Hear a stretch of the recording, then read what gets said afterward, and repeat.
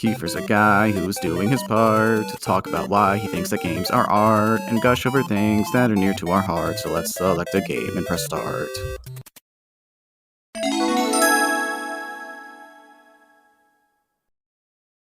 Hello and welcome to Select and Start, the podcast about meaningful and memorable video games. I'm your host Keifer, and every episode I bring on a guest to talk about a video game that made an impact on their life. Today's guest is a tabletop RPG game designer as well as a podcaster. In fact, they are a co-host of a fellow Moonshot Network show, Champs in the Making. It's Riley Hopkins. Riley, how are you today? I am doing fantastic. I have been in a car for 5 hours, and now I am sitting safely in my home to talk about video games. So it's all looking up from here. Yeah, I'm glad you're home safe, not just sitting in a car rambling about Sonic the Hedgehog like we could have done, or like a lot of YouTubers probably do. Indiana, let me just say, Indiana is the state that God forgot. I hate driving through that state so much. Yeah, I'm sorry about your trip. I wish it was faster. We're going to talk about all things speed in a moment, but first, before we get into all that, please, for the people who don't have the pleasure of knowing you, introduce yourself. What do you do and what do you like? Yes. Hello. My name is Riley Hopkins. My pronouns are he and they. I am a tabletop designer and entertainer. I have designed Powered by the Apocalypse games that you might know. Interstitial, Our Hearts Intertwined, a Kingdom Hearts inspired game that had a podcast of the same name. And then I've also made games like ZS2E, If Not Us Then Who, and I am currently working on Interstitial 2nd Edition. My podcast, I've been podcasting for a decade now. I did the math, and that messes me up. But I have done too many shows over my time, and currently I'm doing Champs in the Making, the Pokemon Bracket podcast. I am doing Riley Hopkins and Their Amazing Friends, my actual play podcast, and I am on the Podcast Minds. There, but for the grace of pod, go we. You remember the show Cool Games Inc.? Yeah, of course.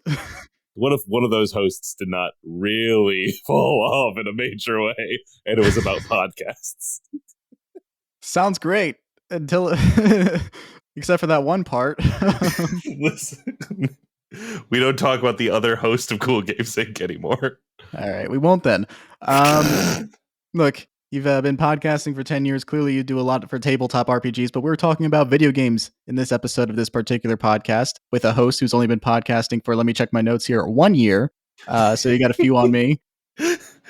But you are such a good host. I like interviewing people, but I haven't done it in a long time. And like, you are such a good interview. It's baffling to me. I'm just like, I was listening to the Battlefront 2 episode today, and like your guest at that point mentions like D&D on a half thought 40 minutes ago. You bring it up again later on, and I was like, that's a pro move. And the anime zone out. It's like, that rules. You're a very good host.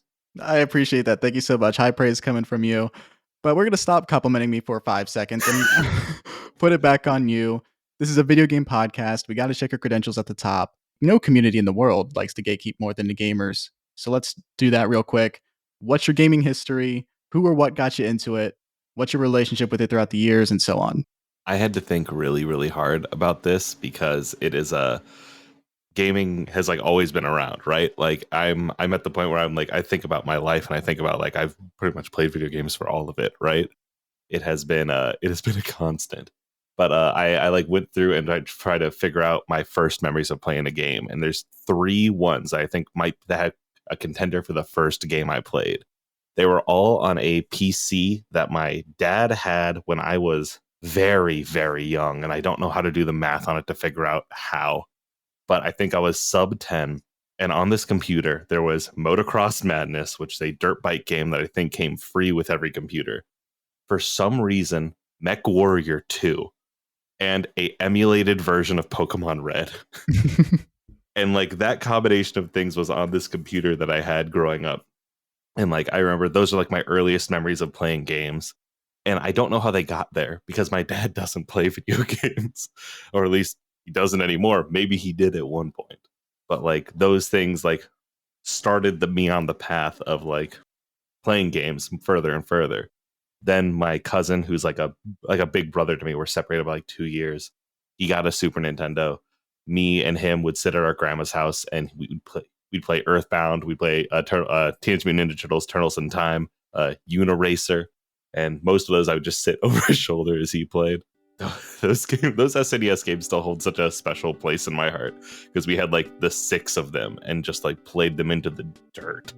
Like Earthbound was one that he like would come. He didn't finish until we were in college. He would keep coming back to it every year or so, and the two of us would sit there and we'd get a little bit further in the story and come back to it later. And I remember being like, I guess it was when I was turning 21 and he was turning 22, and we were sitting there on our couch because we were roommates, and we were playing the Gygax fight, and we were like, this is the end of an era. Like, this is like the coolest thing I can imagine. 20 years in the making.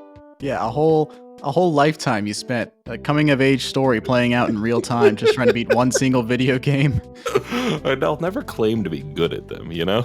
No. I mean, like, Earthbound #1 is hard, and it's a lot, but it is a fantastic game to have that long form experience with, I guess. Yeah, it ruled. And then like after, so I like mapped out my passage of like which consoles hit my hands first and next, right? And so SNES, and then the two of us together get an N64 for our grandma's house because we'd go off to our grandma's house every day after school. And so we got an N64 together, and from there it was like, you know, Zelda and Smash Bros and Star Fox, and like that was like on. And Quest 64 is a name that sticks out of my brain, which I think we just rented from a family video today. But like we played Ocarina of Time Into and Out of the Dirt. We were at a point where we had beaten it so many times that we would like, I guess I was maybe 11 and he's like 13 at this point, but we're making music videos in the game. We're doing little machinimas before machinima existed, right? Where we're like listening to songs and making little music videos and timing jumps off the bridge of Gerudo Valley at the right time and everything to the Sting and the Police. And we just did that, and then after that or maybe at the same time as that, we're doing Humongous Entertainment, right? Like Pajama Sam, Spy Fox, Putt Putt. Do you recognize these names? Yes, of course. Yeah, like those where we played those into the dirt again. And then in elementary school, like I think around 4th grade, had a friend, Dakota, and his uncle lived below him. And his uncle had 3 gaming PCs and would let us all go down and just like, play whatever games you want. Okay. And like, so that guy got me into Unreal Tournament, EverQuest 2, and then, or EverQuest 1 at that point, and then Star Wars Galaxies. And then Star Wars Galaxies ends up taking over my life for the next chunk of time as like that MMO goes on and eventually ends out after that, because I'm a big Star Wars head.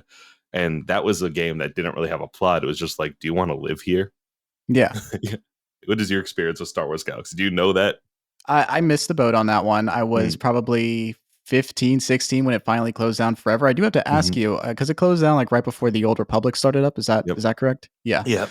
It did. What is like your feelings about that? Having like invested so much time into an officially dead game that you can't revisit. The thing about like the Old Republic is apparently a very good MMO, and I believe everybody about that. But like the thing about Star Wars Galaxies is that it was so unique because like you would have a guild, and your guild could make a city, and your city had a place and buildings, and everyone had a home, and you had to vote for a mayor. And then everyone in the city had a different job, and like just outside of Theed on Naboo, there was our guild had a city. It was run by a Wookiee named Ben Baka. And he hung out there, and he was a Jedi, and we kicked it for so long. And then like that game had like a tide of war, right? So like, oh, the planet's owned by the rebels now, or the Imperials have control of it, yada yada. And like it was a rebel planet for so long because we were a rebel guild and we tried to protect it. And then like the Imperials took over, and so we would run into Theed on our speeder bikes, and you'd kill the NPCs, and then they drop ATSTs and stuff. And then like I remember a Lambda shuttle comes down, and like they have a Darth Vader NPC, which is like, you're not winning this fight. And Ben Baka goes up, gets slaughtered in one, and we get kicked out of that city. And it's like, I don't know, even though that game's dead, like dead, there are still ways to play Star Wars Galaxies. Oh, good. There are people who are making content for it still. I booted it up like 3 years ago. They still haven't made as fun of a space sim for Star Wars as the Jump to Lightspeed expansion for that game. Well, I mean, it's good to know that some stories never really go away. No one's ever really gone. But it is unfortunate that it's not officially supported. Yeah, So yeah. I'm glad that like if the urge arises, you can revisit that Mhm. immersive world. Yep. But that sounds like such a meaningful experience for you. What have you been playing lately? Lately, well, what have I been playing lately? Have you heard of this silly little game called Tears of the Kingdom? Yeah, it just came out last week as of the time of this recording. That has absorbed most of my time that I've had to play games. I have been like sitting on playing that nonstop, but before that, I like ripped through Jedi Survivor and ripped through Dredge, which is like an Mhm. indie fishing gothic horror game. And It sounds before really that, good, more but unfortunately, it's Tears of the Kingdom time for the next 2 months. yeah. Sorry, everyone else. I've learned how to build a hover bike because I was a Banjo Kazooie nuts and bolts defender, and so Yeah, now I get to be like, yes, this is built on the bones of my beautiful Banjo Kazooie game. for sure. No, I feel like it has like a lot of the DNA of Death Stranding in there too. So it's just kind Hmm. of like controversial games of a certain type being incorporated into this game that is not universally, but pretty widely being proclaimed as possibly the greatest game ever made. It's wild that they made Breath of the Wild, which I was like, this is a great game. This is like a near perfect game, and then they just went out and did it again, but better.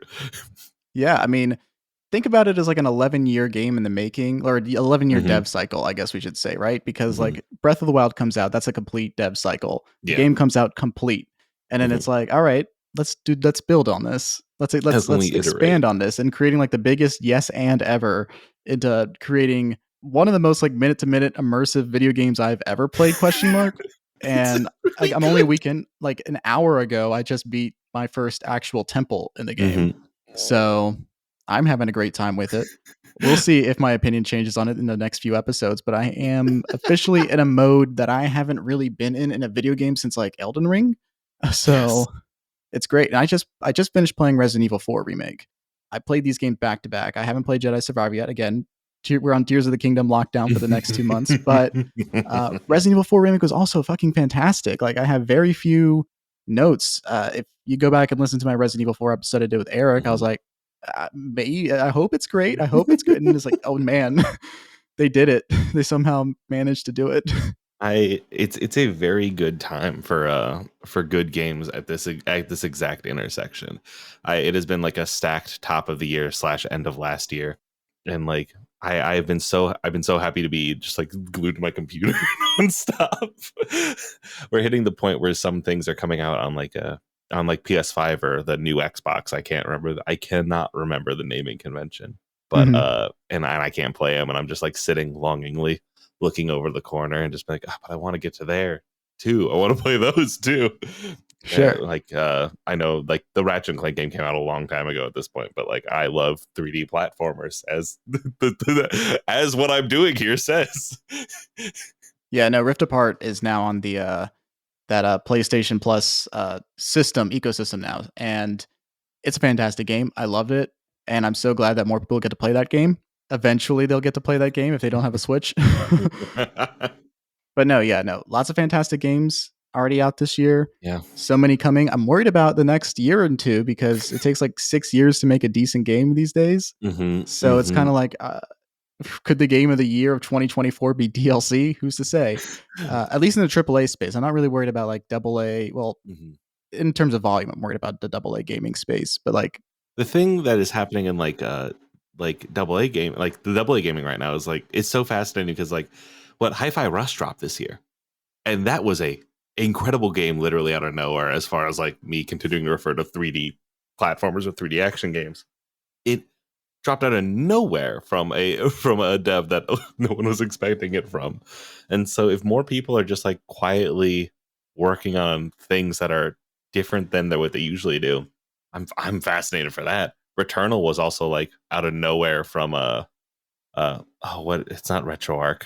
That's the emulator software. It's the people who did Resogun. They mainly did arcade stuff before that, and then that's why Returnal has these Oh, arcadey. Housemark. Yeah, Yes, Housemark Key or whatever. Yeah. they've got those. They have like a very arcadey element to it, where it's like the bullet hell nonsense, but on this like really like realistic looking world, which is just such a fun dissonance. And I hope more studios are working on things that break their consistency or break their stride, because when devs fall into a pattern, like I feel like with the new Sony Santa Monica with the new God of War game, like it's like, oh yeah, I've seen a Sony house style game before. Yeah. I know what these are. Mm-hmm. Like it's less interesting to me than when it's like, hey, you want to see what weird stuff we got cooking up in the kitchen? Yeah, no, I mean, that's the thing. Like, even in the most cynical terms, you want an appetizer before you get a main course. So it's kind of weird that we're not getting so many AA games really Mhm. from Sony. I think Xbox is really nursing that space because if you really think about it, they don't have a ton of, A-list stuff that's coming out Mhm. on the dock. They have like Starfield, that kind of stuff coming out. But like when you're looking at their upcoming docket, it's a lot of like smaller video games. Mhm. And that's just because like they're really trying to juice up their Game Pass ecosystem, Yeah. which, obviously like they had a couple, recent disasters. Redfall feels like feels like it was meant to be a AA game that they juiced up into a AAA game Yeah. to disastrous results, rushed it out 2 years early. um, It is wild the amount Redfall has been kind of just turned into a punching bag real quick. mhm. Because like that was a game I was like, oh, this looks interesting, and then it's just been nothing but like, look at this thing, look at this thing. Mhm. It, Yeah, I it's the summer punching bag. Like every time like a bunch of video games come out around the same time, we just got to find one video game that we can all agree like, but not that one. one of you is the schmuck, one of you is getting put into a locker, and it's just gonna happen. You're just a loser. You're the guy we keep around to feel better about ourselves. I don't know. You're the Days Gone of this year. Yeah, there you go. Point is, great year for video games. Great month in particular. You'll get my Tears of the Kingdom updates in the coming episodes, guys. Don't worry. Let's go back a little bit. Mhm. You've talked about your experience playing the SNES and the GameCube, getting into PC gaming. Across your lifetime, what would you say is your favorite console? This is really hard. I like I have an answer that's in my stomach, right? That is like, this is the right one. Like this is the right answer, and it's the GameCube, right? Mm-hmm. Because I wonder why you think that. right? You remember when I Don't look got at the episode title. Nobody look. I've never actually owned a Sega console, which is wild to me for how big of a Sonic fan I am now. Mhm. Like that whole thing dodged me. But the GameCube had like what I think are the best Mario games as far like as anything else. Is like it had Sunshine and Luigi's Mansion. It had the Metroid Prime game. It had like a bunch of fun smaller sports games that I got really into, like Wave Runner. Mhm. And then it had Sonic. It had its little form factor. That's where you get Pikmin and you get Animal Crossing for the first time. I remember playing a Fire Emblem game on there for the first time ever, instead of just calling Marth Sword Boy Yeah. from Smash. The GameCube is a special console to me. It truly is. I don't think anything has ever really come close to it. Even like multi-platform games on there, I only played on GameCube if I could. I played Soul Calibur 2 up and down with Link as Mhm. their extra character. PS2, sure, I get it. Xbox, yeah, that's great. I love you, Xbox, I get it, but you can't beat the GameCube there. Hey, I mean, if that's your answer, that's your answer. I mean, if you look at this show's back catalog, it's a lot of GameCube games right now. Mhm. Yep. We just did the Wind Waker episode. We have Resident Evil 4 in there. We have Metroid Prime. This is going to be our fourth GameCube game and we're just in our early 20s in terms of episode numbers. My close second answer would be controversially the PS3, but that's just because that's what I had in high school, right? The Right. PS3 is like the one that is like at my apex of spending time gaming. Mhm. It is playing PlayStation 3 games nonstop. It is getting way too far into. I got very into Call of Duty in high school. Mhm. I got way too into caring about KD ratios, and I don't anymore. I can't do it. We all have our little like, man, I spent a lot of time doing that games. Mine's Overwatch. Godspeed, you are a brave soldier out there. And there hasn't even been like a single moment where I thought I should download Overwatch 2. That thought has never crossed my mind. And there was 2 straight years where I was playing Overwatch. It's And like they my closed. main game. The concept of forever games has always not baffled me, but like intrigued me, because like there's part of me that wishes I could be one of those people that just are like, all right, I'm gonna sit down and time for another bunch of League of Legends. Time to go back into the mines again in Minecraft. Like, and this is the only game I play. I can't do that. I need to keep getting a new game or a new thing to play, or else I'm just gonna I will wither away and stop playing. Like, I just don't have the drive to keep playing one thing over and over. I don't finish games even anymore. I Mhm. play them for like 30 hours and I'm like, I think I get it. I get it. I get it. I've bounced off of multiplayer games for the time being. I have a lot of games I need to play for this show. Tears of the Kingdom's out, et cetera, et cetera. But I just looked on my desktop real quick to verify this. I still have Team Fortress 2 downloaded on my PC just in case. Just in case. Just in case of a rainy day. That's the multiplayer game I put the most time into ever. And granted, it's been a few years since I've opened it back up, but there's always just a part of me that's like, one day. I could brush off my little helmet and go back in there as the engineer. It's having a resurgence on Tumblr. I see so many Team Fortress 2 posts, and I'm just like, how where am I? What year is it? But jumping back even further in the conversation, back to the GameCube, talking about that ecosystem. What's very interesting is I did some research because I was trying to like get to the core at this episode, like finally address, like we've talked about the GameCube a lot in this show. Looking into it, I saw this article that IGN put out in 2014 that broke down the lifetime sales of like Nintendo's hardware and software numbers. And GameCube lifetime sales worldwide 21.74 million units. Not a lot for games at least. Now, if you did that, that'd be a failure. That'd just be an out and out failure. But the GameCube managed to be profitable for Nintendo at the end of the day because it had a loyal fan base, people like you and me, who got a lot of games on that particular console. Even if they had like a PlayStation 2 in their house, if something went multi-platform, they probably got the GameCube version, trying to justify keeping this console that doesn't have a lot of games published for it. Like 600 some games are published for the GameCube, over 4,000 on the PlayStation 2. Is that real? Like only 600? 600 something, yeah. Like the Nintendo 64 had like 300 something. The GameCube had a little over 600, probably just under 700. The GameCube was outsold by the PlayStation of more than 7-1. The PlayStation 2 had more than 7 times the video games, so on and so forth.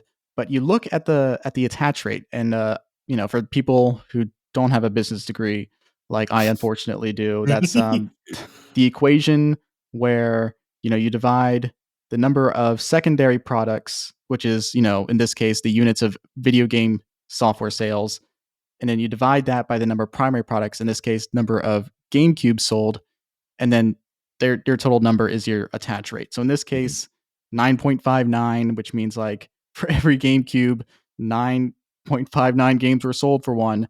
You look at like the Game Boy Advance, the Nintendo DS even, and those don't have like huge high like attach rates for them. In general, if you had a DS, you only had like a handful of video games. But if you had a GameCube, you probably had 10, maybe nearly even a dozen GameCube games alone. That's impressive. Also, I just looked up the prices of how much like the different systems cost. And like the GameCube is like $199 to PlayStation 2, and Xbox is $299 at that point.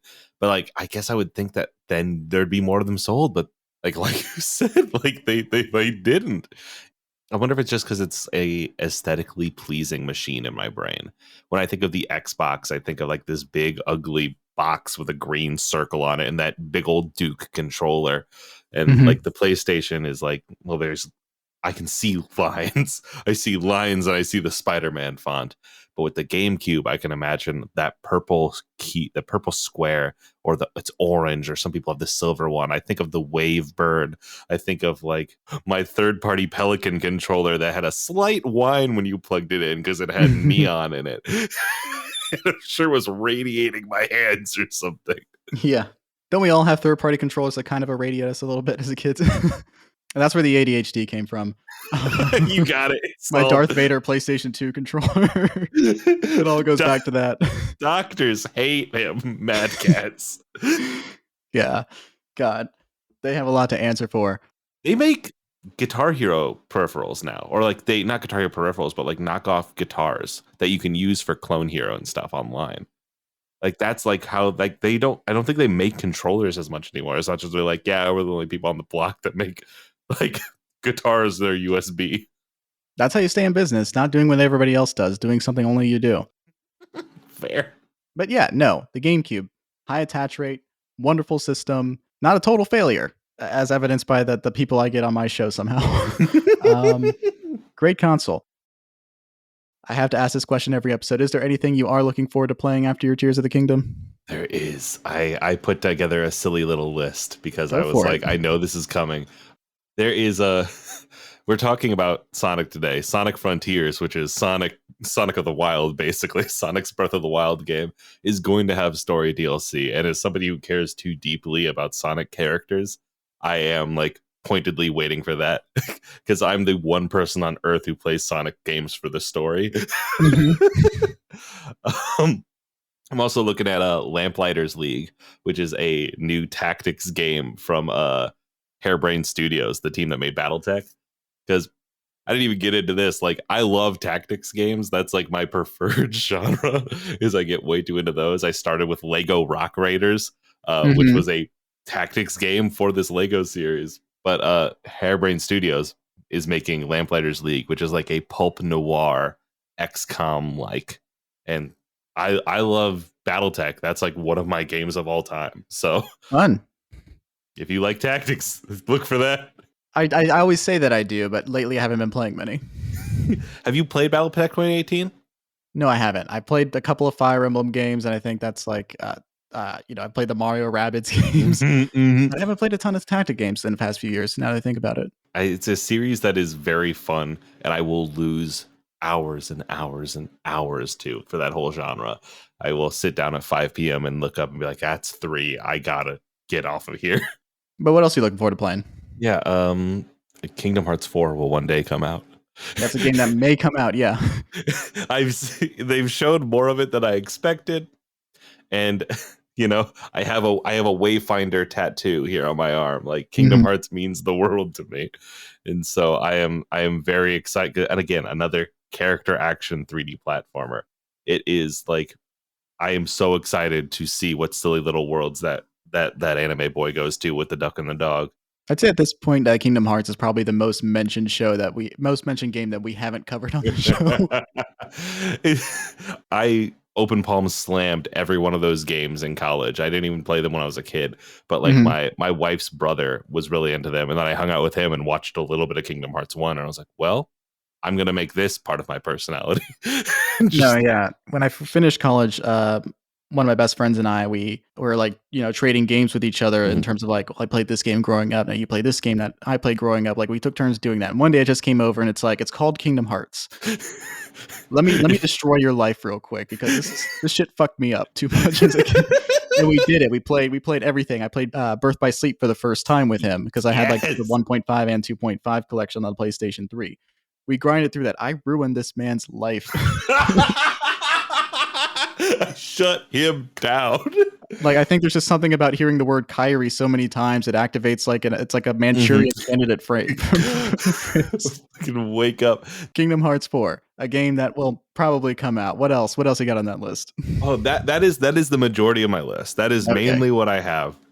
As I'm ready for Lamplighter, I'm ready for a tactics game. I'm ready to learn more about Sonic and my friends. And I want to see Sora and those little buddies. Those are my hyper focuses at the moment. And otherwise, I just sit with my arms crossed, waiting for Summer Games Fest to see what new indie games I will become obsessed with. For sure. Right there with you. So you talked about Sonic Frontiers. This is a Sonic themed episode, and this is the first time we're covering a Sonic video game on the show. This is a massive franchise that has started with the release of the first game, Sonic the Hedgehog, on the Sonic Genesis on June 23rd, 1991, a day that will live in infamy. It did irreparable damage to the world. There's the hydrogen bomb. Oppenheimer in theaters July. There's Kingdom Hearts, and then on top of all of that, in terms of ruined lives, Sonic the goddamn Hedgehog. This blue piece of shit. Uh, Sonic is a multimedia icon with 5 American animated TV shows, an OVA, an anime series, a live-action film franchise, an upcoming TV miniseries based off that film franchise, multiple comic book publications, including Archie Comics, Fleetway Publications, and an ongoing IDW publishing run. We're not going to talk about the comics. We don't have time. That's its own podcast series. If you just talk about the publication history of this, not even like the stuff that happens in the actual fucking issues. You don't want to talk about my best friend Tangle the Lemur and Whisper the Wolf? Yeah, I think again, like the word penders alone would probably just like activate somebody's Manchurian kill switch. It's like you say that out loud 3 times, like a lawsuit comes in your desk. Yes. It's like, you can't write about the echidnas, and I'm like, I'm not. Where are you? Like the guy just goes to a museum and said, "That said echidna. I'm suing." I am out of here. Get this animal out of this zoo. Yeah. No, we're not talking about the comics, but we're going to run right past that one. Point is, highly popular franchise. How would you describe your relationship with this Sonic the Goddamn Hedgehog? I am the one sicko in the world who is a 3D Sonic game fan, and that is my primary interaction with the series. I'm not a big 2D platformer person. And so the 2D Sonic games, which traditionally everyone is like, this is where the good stuff is not for me.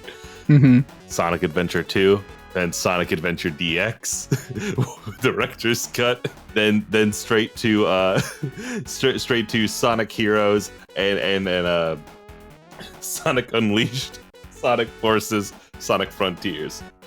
All right. That is my pathing, and those games mean the world to me. Okay. Because and it's a thing that 2D ones don't do, right? The 2D ones, yes, they're important because of like the leaps they take in the special style of momentum-based platforming they do. I just watched a Daniel Floyd video on it about like the animation of Sonic games, and they talk about how there's the momentum of how Sonic moves, and the animation styling is like truly beautiful. I mean, it's a really good video, but and I get that, I totally do. I don't care for the 2D ones. They don't talk in that. I don't get to hear my guys say that's no good. Like, I want to hear my silly little friends communicate. And sure. Yeah, and so like this is a game series that I played a lot of, dropped out of like top of brain care for a very long time. And then like the Sonic movie came out, and I was like, I'm gonna go see that. I like James Marsden, I like Ben Schwartz. Like, yeah, let's go. I love Jim Carrey. Then I sat down, I watched that, I came home, and I immediately downloaded Sonic Adventure 2 again on my computer and played it for like I played it every year since then. Just constantly rebooting it back up. Like, it's time to go back into the arc. Sure. Really quickly, was Sonic the last movie you saw in theaters before the pandemic happened? Because Yes. It was a lot of people. It was a dangerously close chance it could have been Cats, but it was Sonic. And there was a bus stop at the end of my block in Chicago that had like a slowly fading poster for Sonic over the entire pandemic, like getting more and more sun bleached by the day. And then like they took it down after like 2021. I was like, Sonic has fallen. I need to move, and we did. It was coincidental. Like the last time we're going to our apartment to grab stuff, I'm like, they took it down. It's gone. It's a Coming to America 2 poster now. Where's Sonic? Yeah. Bring me back my boy. He went through COVID with me. Oh no, bummer. He died of COVID. Sonic the Hedgehog died. COVID got him, man. It took our heroes, man.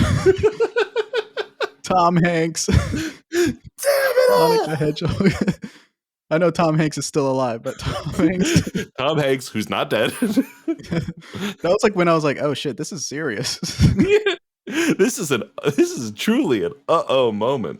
At the like midway through 2020, me and my friend Ty, we had planned to do a charity stream, and then we just pivoted it to, it's still a charity stream, but we did a Ty and Riley play 3D Sonic games for like all day, and we raised money to just be like, "Hey, do you need money? Like here's $100. Here's $100. We can't do a lot, but I can hand out $100 to people." Yeah. Like we raised money to disperse it through playing Sonic, and that's how we went through Sonic Forces. The Sonic Mutual Trust Fund. Exactly. Sonic will pay. You don't see Mario out there supporting people. That fucking fake blue collar asshole. I'm a plumber. You make $600 million a year. He is he got that business from his parents. You're the highest grossing film of all time. I don't see you in the streets anymore, man. Is he the highest grossing film of all time? Has he beaten Avatar? No, I mean, like the 2023 so far, he is, I think, the highest grossing film. That makes me happy. I haven't seen the movie yet, if you can believe it. I also haven't. I have a video game themed podcast. I wanted to see the movie. I just haven't been able to. I've seen several movies in the theater since, but like everybody I knew went to see that movie on opening weekend when I couldn't. And it's just kind of like, well, I'm not going to go alone. Who am I supposed to be like? That's Mario too. Yeah, exactly. I'm going to look over to the 8-year-old in the seat next to me and be like, did you know that's Mario? Am I just supposed to like look to a stranger in the eye and say, they're doing the Super Mario 64 leitmotif? Do you know the significance of what's happening on the screen right now? Anyway, I haven't seen it yet. I'm going to, as a person who's, again, made his fame talking about adaptations on the internet, I should have to see that eventually, if not voluntarily, then against my will. It'll happen. You know, I'll report back when I see it. Tears of the Kingdom lockdown right now. I'm watching esoteric 60s French New Wave films and playing Tears of the Kingdom at the moment. I don't know if it's a Mario time right now, guys. Absolutely. I put my Tears of the Kingdom all in French because I don't like the voice acting. And so I just turned the voiceovers to French because I was like, French is a language that I understand enough that I can hear and I recognize it as French. But I also think it's very funny to hear Ganon speaking in French to me. Link. It's very much every time the blood moon rises, Zelda is speaking in French. And I did it on stream and someone was like, hey, hold on. That's not Hylian. That's not English. Is that French, dude? You say menage a trois force. It's so funny. It's so funny. Yeah, but back to our relationship with Sonic the Hedgehog, who died of COVID tragically. God rest his soul. Before he died, I played a lot of his video games. Sonic Adventure 2 was my very first Sonic game. We'll talk about that shortly. After that, after that Sega lost the war, they very shamefully went to every platformer in the world and released a mega collection of all of their games. Here's everything we've been doing for the past little bit. But just they're like, you know, this could have been a coffin, but instead it's a novel. This could have been an unmarked grave, but here we are just giving you the Library of Alexandria. And all the peasants got to play. And I got to play every 2D Sonic game on my older brother's Xbox. And I enjoyed those. I played Dr. Robotnik's Mean Bean Machine. I enjoy Sonic's 1, 2, 3, and Knuckles. They didn't have Sonic CD on there. For some reason, they're just like, we have to have one. Yep. But you don't get that one. You don't get that one. But I got to play Mean Bean Machine. That one was good for public consumption. That one they looked at, they're like, the people need to see what we've been doing. I got to play Sonic Spinball and Sonic 3D Blast. Those were great. You know, I got to play those, but like, there's just a few of them where we're like, we don't want you to have those. We don't want you to see Knuckles Chaotix. We don't want you to look him in the eye. You don't get to know who SPO is. Yeah. Which is weird because Sonic Heroes was coming out, right? A game starring Metal Sonic from Sonic CD had a team of the Knuckles Chaotix characters. And neither of those games were on Sonic Mega Collection Plus, which, I shit you not, had a trailer for Sonic Heroes and all of those characters in it. You know some of these children. You don't know these ones. It's fine. It's like, oh yeah, this is why you went out of the console business. Because you don't run a very good company. You're not very good at release order. Anyway, we're not here to piss on a grave. We're here to memorialize Memorialize this hedgehog who meant the world to all of us. I don't love every single one of the 3D Sonic games, but I do love some of them. I love Sonic Colors. I love Sonic Generations. What were some other ones that I played? I didn't play the Storybook series. I didn't play, Forces, Mhm. Lost World. I had a Wii U and I didn't play Sonic Lost World. That tells you anything. That's heartbreaking to hear, but I understand. You don't care about Zavok. That's fine. The Storybook series is an insane thing when you think about it. Of like Sonic has invaded a public domain story. What? Like when Mhm, you turn it on and you're like, oh yeah, Knuckles is Gawain from the Green Knight. Dev Patel. That's mhm. Knuckles. He's also Sinbad if you play Sonic at the Secret Rings. Yes. They should have done Sonic and the Blood Keep and have Dracula. Like just give me Eggman Dracula and go through that whole thing. Sonic is Jonathan Harker. No, like fucking Tails is Jonathan Harker, or like Dracula Shadow the Hedgehog or something. You're right. You're absolutely right. I'm a fool. Just an 8-year-old real estate agent coming up to. I had some paprika today and it really did a number on me. You're just sitting there like, why am I just reading bank notes for half of this fucking game? I don't know. And then here's the thing: they did a Sonic werewolf, whatever fucking Mhm. video game. They could have done a vampire one. That game is fun. I played that on Xbox and it doesn't run like garbage because it's on an Xbox One instead of a Xbox 360. Mm-hmm. And it ain't bad, I'll tell you that. I played worse.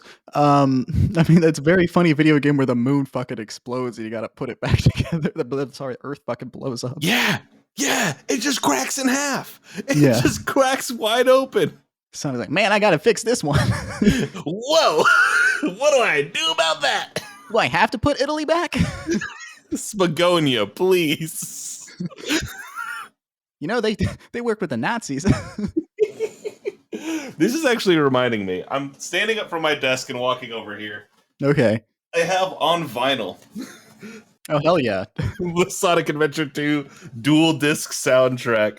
It rules. Is this an official release or a bootleg? This is an official release. This came out on what is that website that does like all the drops of cool vinyls and cool like niche game merch. I can't think of it. Limited Run Games. That's it. It's literally called Limited Run Games. Oh, they're like the Mondo of video games. Rest in peace, Mondo. And it just has like all the themes on it. So I'm looking at like I could put it on like, dang, I want to take a second to hear Live and Learn. Let me put on track 7, side A. Mm-hmm. Just like bringing somebody home. They're like, can you show me your record collection? Can you put something on? I go right past the Miles Davis and grab Crush 40 Sonic Adventure 2 and flip it to side 3 and then flip it to side 3 and you hear Throw It All Away, the theme of Shadow the Hedgehog. God, the fucking okay, anyway, move it on. No, Sonic is a land of contrast. Some good games, some not good games. What would you consider your you said, is there a video game in the Sonic franchise that you have played but just do not like at all? People are gonna be mad at me for this one. It's either Sonic Mania or Sonic Colors. Okay. Because they don't have the character interactions I'm looking for. Mm-hmm. The thing I love about Sonic is even when it is doing too much and is absurd in the way that we just talked about the earth cracking open and Sonic going, I can fix that. Like it says it with its whole heart. It says it with its whole chest and it believes it and it does it in a similar way to Kingdom Hearts, right? Mm-hmm. I don't care that Donald and Goofy are there. Yeah, it's silly, but like I'm emotionally involved. Sonic Colors has some cutscenes, but it doesn't have enough connective tissue for me. And Sonic Mania it's a 2D platformer. It's very good from what I understand. Yeah. I tried to play it. I was like, it's just not doing it for me. Just ain't doing it. Well, I mean, you've qualified earlier that you're not a 2D platformer person, so anybody who would be mad at you over that is actually mad at you for something you said 20 minutes ago, so it's fine. I am currently looking at my Sonic Mania statue that was given to me as a gift, and I'm not mad at you. No, I'm fine. I'm fine. Sonic. I'm totally normal. I'm the world's most normal Sonic fan. I have no thoughts about Sonic's feet. I have no I have no problem if people do not like this franchise. I casually enjoy it. There are games I like and there are games I don't like. I also have a Lego set in the same exact room from Let's Sonic the go. Hedgehog. So, And I'm the kind of sick in the head where I'm like, I played Sonic 06 and I actually really enjoy it. That mhm, being said, I did emulate it onto my computer because I don't want to play it. I'm playing the Project 06 remake where the guy's remaking it all on Unreal Engine. mhm. And it runs, actually. It's a game that runs correctly now. And I like that story because I like Silver. And I played the Shadow the Hedgehog game. I do like that too because it's a character-based game. You like the melodrama of Sonic. You like I it when things are just heightened Kingdom Hearts bullshit. I like it when the characters that I like, the characters I do genuinely like, understand their dynamics interact, which is why like the murder of Sonic the Hedgehog, their April Fool's game was literally like, well, cool. They made one of my favorite Sonic games because it's just the characters shooting the shit and hanging out together and Sure. being silly and fun. And it's Shadow the Hedgehog asks for coffee and just eats the beans with a spoon. That's funny. That's humorous to me. Yeah. What about the non video game media? What do you enjoy from that side of Sonic? I do like the movies. I genuinely like the movies. Like I think they are good for a children's interpretation of Sonic, and whatever gets people into the things that I like are like cool. I don't care how you get here, as long as we're all in here going like, hey, this is dope. That's all that matters to me. Plus, I like James Marsden. He's Cyclops. The Sonic Boom cartoon is also very funny because it's one of Mhm. those like it's basically a Sonic Seinfeld where there's no plot. It's just like these five people who are kind of a turd all hang out together and then go harass a man on an island who has two shitty little robot kids. It's always sunny on Mobius. It really is. That's kind of the vibe because like the guy who I think it's Roger Craig Smith who voices Sonic It is. plays him as just like a jock who is the most annoying person you know, but also has a heart of gold. So he will be there to help you at the end of the day. He's like, I don't really want to today. Do we have to? I got something to do. It's very fun. Also, I do read the IDW comics, and those are legitimate, actual bangers in a way that like everything else here I've said so far today should be hedged in like the I am talking about a Sonic game. Mhm. And like I get excited when talking about Sonic, and so I will extrapolate. I think the IDW Sonic comics are genuinely good because they're well written, the art is gorgeous, and it is just characters interacting. There is a highly controversial arc. I think it's like the fourth arc in the IDW Sonic comics, where there is a metal virus. Eggman crafts a virus that will turn people into badniks, right? Will turn them into robots. And he lets it loose. And then Sonic, for the next 30 issues, has a zombie saga where like people are like, no, I haven't. There's them in a base, like everyone's together, and there's like a random like a sheep who's like, no, I'm not bitten. I'm fine. I can go in. Don't have the virus on me. And they have it. And then it's chaos. Everyone's running around. And Charmy the bee goes back for somebody, but he gets a metal virus. And Vector has to lock him in a car and walk away. It's like so absurd. But then you're reading it and it's just like, I don't know. That's the thing that Sonic has taught me over time, I guess, right? Is like, it doesn't matter how absurd a thing is, as long as like emotional beats hit. And that prepped me for Kingdom Hearts. It's prepped me for a lot of the things I like. I'm like, Sure. sure, dude. As long as I care, like that's all that matters. Maybe I should read some of these comics. Damn. Your local library with the Hoopla app, you can download and read them. There you go. So my relationship with like Sonic is very much like my relationship with the Fast and Furious franchise, wherein like number one, Fast, but also two, Number like two, a lot of these are great. A lot of these are bad, kind of like no, not this one, mm-hmm, but mm-hmm, you respect it because of the heart and mm-hmm, the sentiment and the characters and the relationships and the dynamics mm-hmm. and like the melodrama and the goofiness is part of the core appeal. And every once in a while, you get a Fast Five safe chase.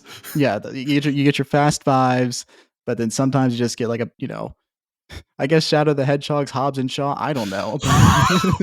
Ooh, we are in a world. Hold on. No, I wouldn't put Shadow the Hedgehog that low in my estimation. Sonic 06 is the Tokyo Drift. I don't know. I mean, like some people like Tokyo Drift. I'm not gonna give my live rankings for that one, but I like Han. I like Han a lot. So if Han's in a scene, I'm gonna watch it. You are right. You're correct to say it.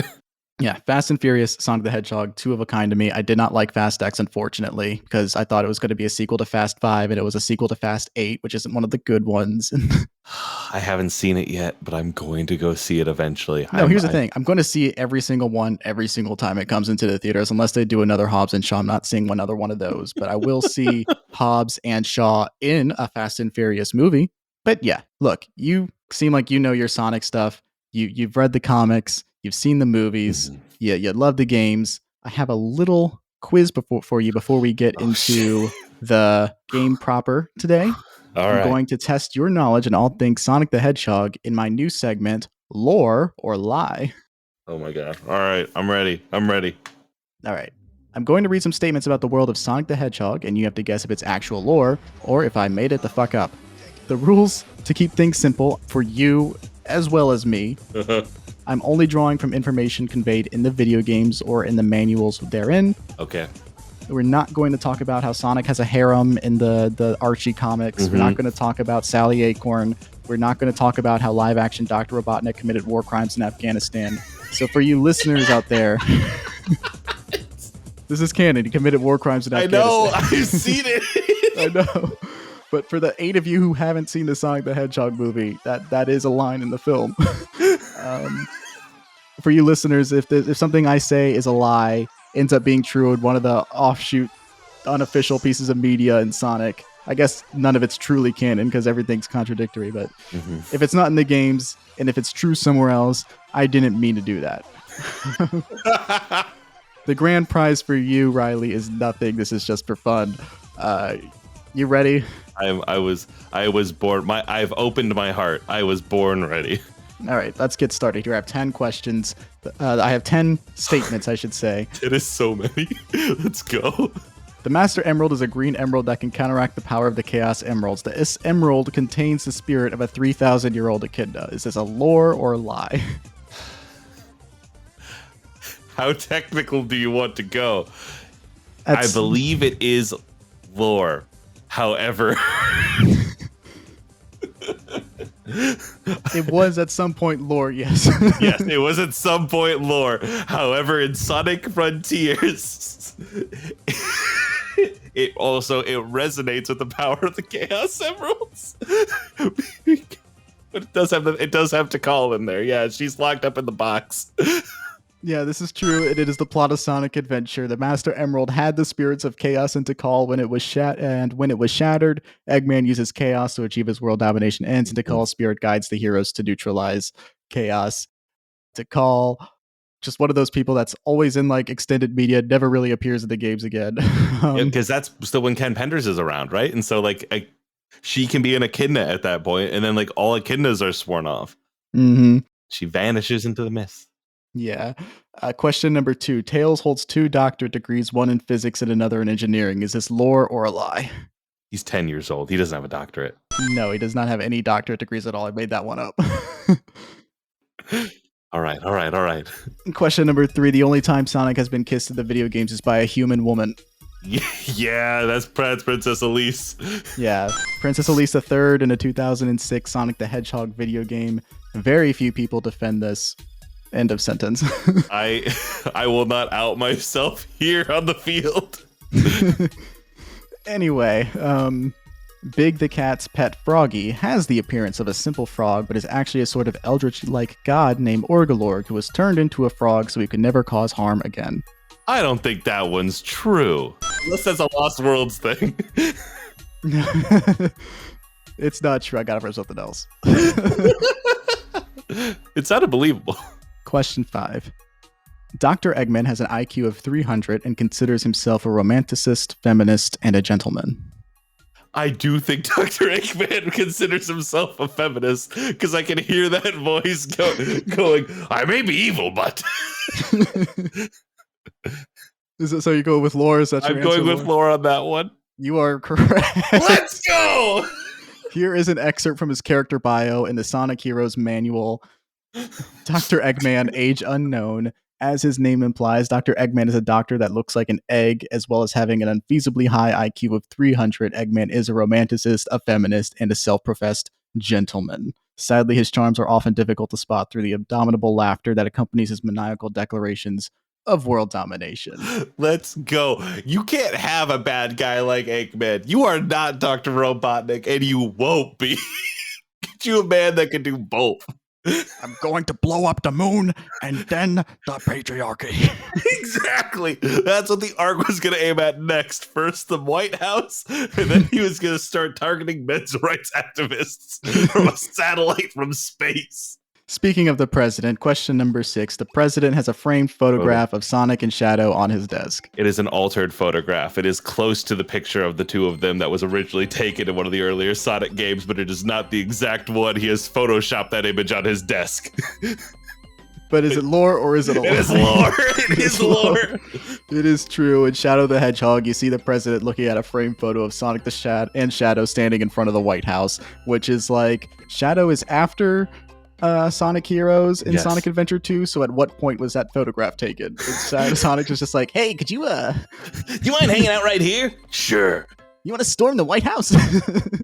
The insane thing at that point is I think that Shadow the Hedgehog is an android or a clone at that point, because I believe that is in Heroes, is that he runs up and finds, like, they made a bunch of you. The real you died falling back to Earth at the end of Sonic Adventure 2.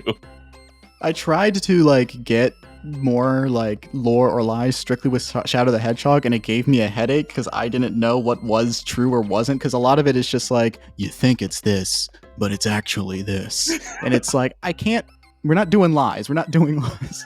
Shadow the Hedgehog has the DNA of an alien, of a human girl, and of a bio lizard, and no hedgehog DNA? Is that true or fake? Yeah, let's address my other Shadow the Hedgehog question here. Shadow the Hedgehog is the result of a deal Gerald Robotnik made with the devil, and the ultimate life form himself was created with the blood of the devil. Is this lore or a lie? He's made with the blood of Black Doom, an alien, not the devil, unless you watch Snap Cube's real-time Shadow fandom. Yeah, no, you are absolutely correct. Trick question. It was not the blood of the devil. It was just the blood of a guy who looks like the devil, acts like the devil, and has devil ends to his deeds. I hate that I've gotten most of these right. It feels awful. I don't think you've gotten any of them wrong. So gotta take a shower. Yeah. The Black Doom who lives on the Black Comet, and that's what the arc was originally built to destroy. It was Gerald Robotnik. Is he good or is he insane? Who's to say? Who's to say? He was shot to death by a government firing squad on the moon. Every single one of my lores or lies do not even touch the insanity of the actual lore, because it gave me a headache. Question number 8. Knuckles is the only living echidna in Sonic's world. I think that is true. I think he's the last of his kind. You just got your first one wrong. No. Okay, this is not true. In Sonic Chronicles, The Dark Brotherhood on the Nintendo DS, an RPG developed by BioWare. Yes. Shade the Echidna escapes the Twilight Cage with Sonic at the end of the game. Yes, the game ends on a cliffhanger that was never resolved. And Shade the Echidna never appeared in another video game ever again. But let the record show, Shade the Echidna escapes the Twilight Cage with Sonic at the end of the game. Oh, sometimes I think the comics might have forgotten that, because I think I saw a thing with Knuckles talking about, as the last of my kind, I have to defend the Master Emerald. So maybe he doesn't know, man. Well, like, this goes back to the Penders thing, where, like, this is one specific thing. The Dark Brotherhood was something that he put a lawsuit about because it was a very echidna-based storyline. I said we weren't going to talk about the comics, but multiple times it has organically come up that the echidnas are like a lawsuit problem. Exactly. If we mention them too much, he will shoot us. Question 9. A Sonic game features audio from a Malcolm X speech. That feels like one of those things that is unfortunately correct. It's not unfortunately correct. It's just correct. The final boss theme, and again, another Nintendo DS game, Sonic Rush. I've played both of these DS games, by the way. Sonic Rush, released on the Nintendo DS in 2005, uses audio from Malcolm X's message to the grassroots. In the speech, Malcolm X says, "It's just like when you got some coffee that's too black, which means it's too strong. What you do, you integrate it with cream. You make it weak. If you pour too much cream in, you won't even know you ever had coffee. It used to be hot, it becomes cool. It used to be strong, it becomes weak. It used to wake you up, now it'll put you to sleep." The sample used in the game Sonic Rush interpolates the phrase "too black, too strong." Black, too strong. Black, too strong. Black, too strong. Too strong. Too strong. Black. And the interpolated phrase appears in the beginning of the song Bring the Noise by Public Enemy.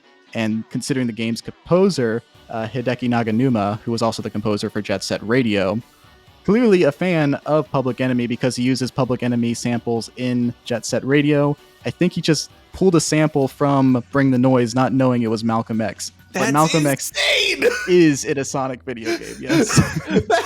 That's wild! See, I could teach somebody who knows a lot more about Sonic otherwise. That's so... I love this stupid series, dude! Yeah, but yeah, Malcolm X is canon in Sonic the Hedgehog. And good, we need him. Final question. In Sonic Adventure 2, Shadow the Hedgehog pissed on Dr. Eggman's fucking wife. That's right, he took his fucking quilly dick out and he pissed on his fucking wife, and he said that his dick was this big, and Dr. Eggman said, "That's disgusting." No, that was true, Hoss. That was 100% accurate. This was from Snapcube's real-time fandom of Sonic Adventure 2. Not canon, but it But it is funny. But it's funny. So, I have my little Shadow the Hedgehog here on my desk to give me power during this interview. And I looked down to him and he said it was true. he said it was true. Well, it came straight from the source, and he said his dick was this big. This big. Good shit. This concludes my first ever edition of Lore or Lie. Riley, thank you for being an incredible sport and also a guinea pig. It's time to talk about the game you picked, which is a game that has made a very strong impression on our generation, a game that has impacted countless people who played it for better or worse, and it was a game that impacted its franchise for years to come, once again, for better or worse. I am, of course, talking about Sonic Adventure 2. Play, Live, and Learn by Crush 40.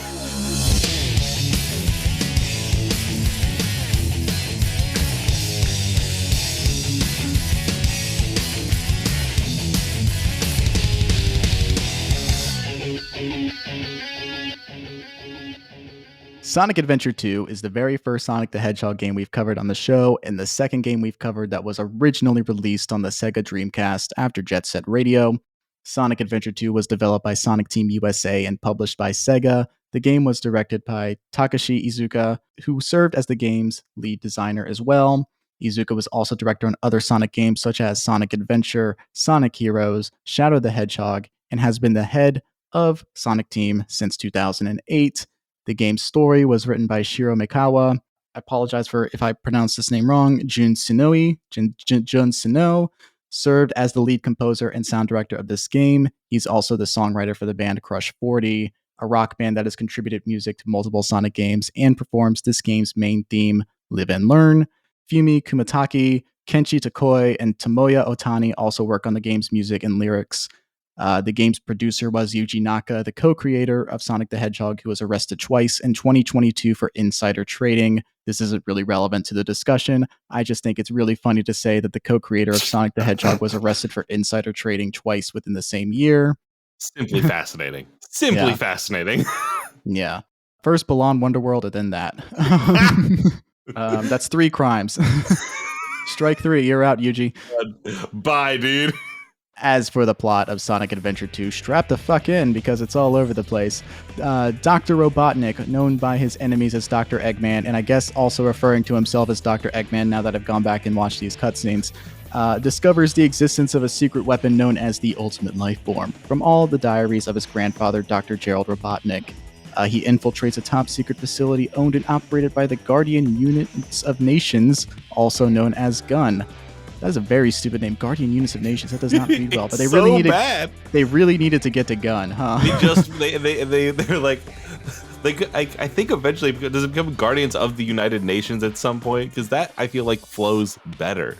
I think that they didn't want to like have like a paramilitary UN. I think that might have been something like I didn't think they want to like implicate the UN in Sonic lore.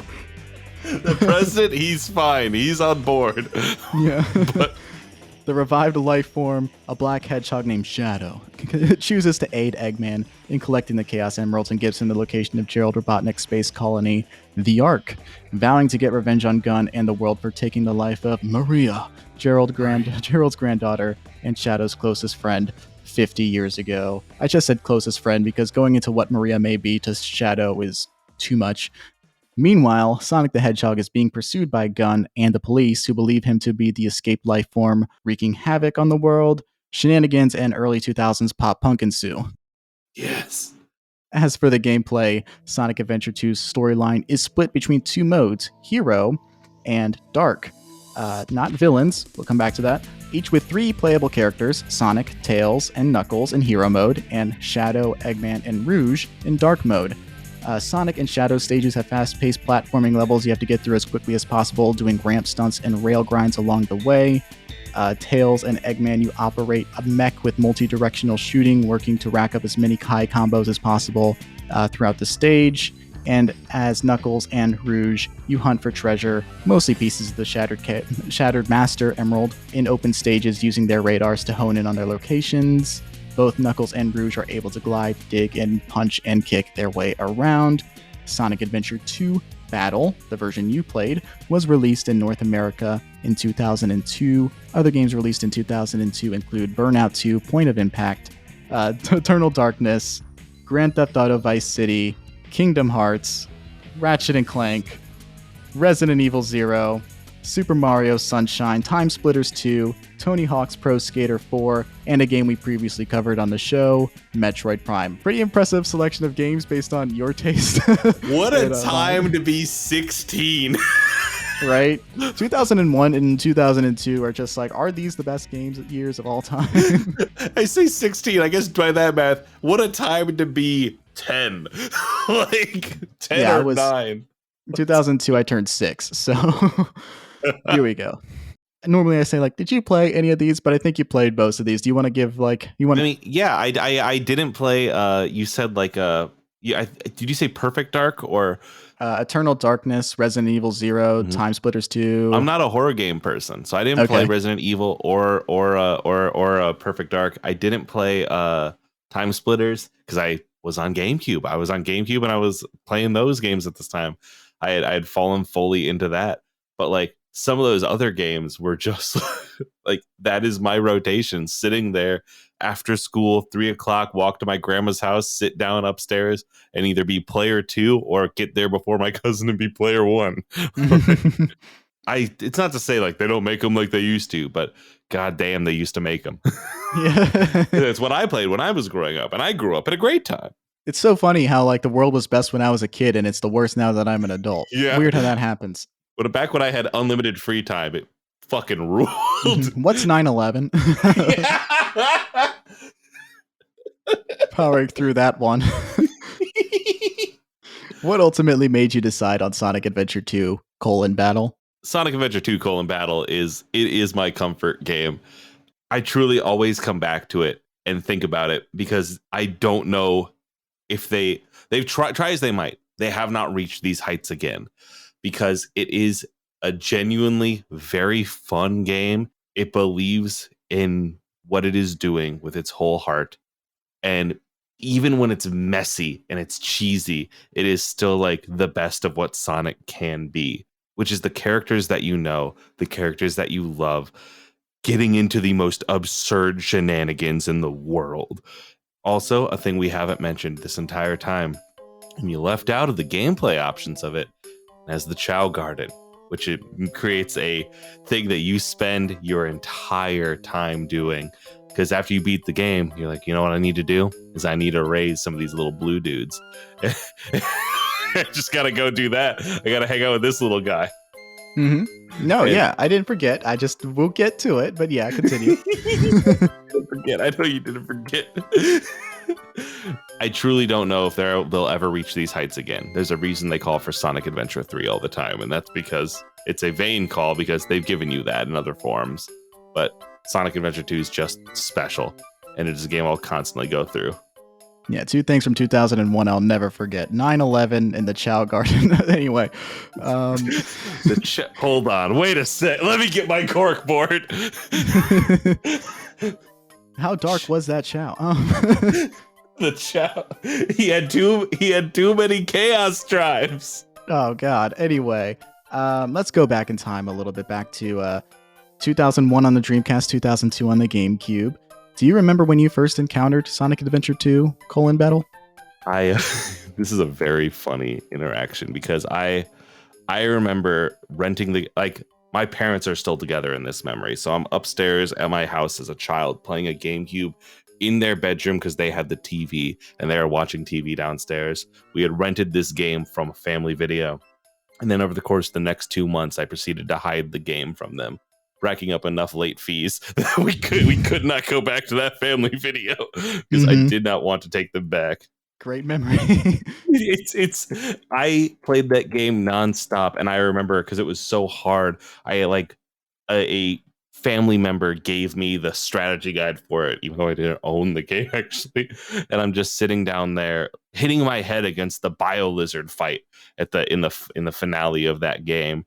Just over and over and over again. It's like, it's super late, 9:00 on a school night.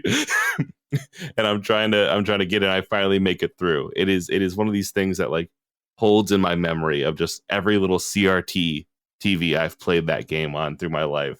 It's obviously like nostalgia when I look back at something and I say, well, it was perfect. It's amazing. Like it captures your brain so well because anything you do at that age will capture your brain if it clicks correctly, right? But I think even playing it recently, it has an energy to it. I can't deny when they are both holding a Chaos Emerald and going Super Sonic and Super Shadow and the music starts playing over. That's what I like about anime, man. Like it's cool, melodramatic bullshit. You can't deny that. It goes. It rules. You got the butt rock playing. You got a character arc. You got Shadow as functionally Vegeta. It's good stuff. Where's that tweet that says like, if like, oh, nuanced character writing, who gives a shit? Look at this, and it's a picture of Goku going Super Saiyan for the first time. It's like, yeah. Really fun game. One for the ages, one that has done irreparable damage to our generation, but an important and significant work of our generation nonetheless. But before we talk about what it means to you and me and our broken ass generation, we got to talk about how people can access such an important historical work, which is going to bring us to our next segment, No Country for Old Games.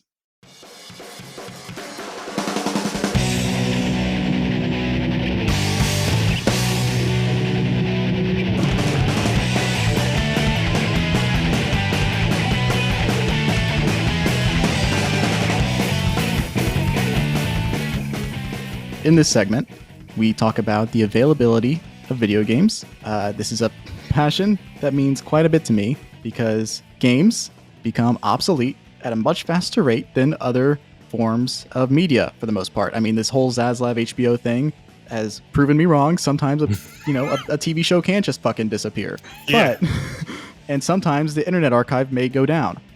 Anyway, video games have this other barrier where their consoles become obsolete as new technology emerges, and some video games get left behind if their publishers do not put in the work to maintain them. And there are other reasons for this. Sometimes licensing is an issue, but for the most part, publishers can just do a better job at this. So we are going to rate the availability of Sonic Adventure 2: Battle and Sonic Adventure 2 in general on a scale of A to ARG.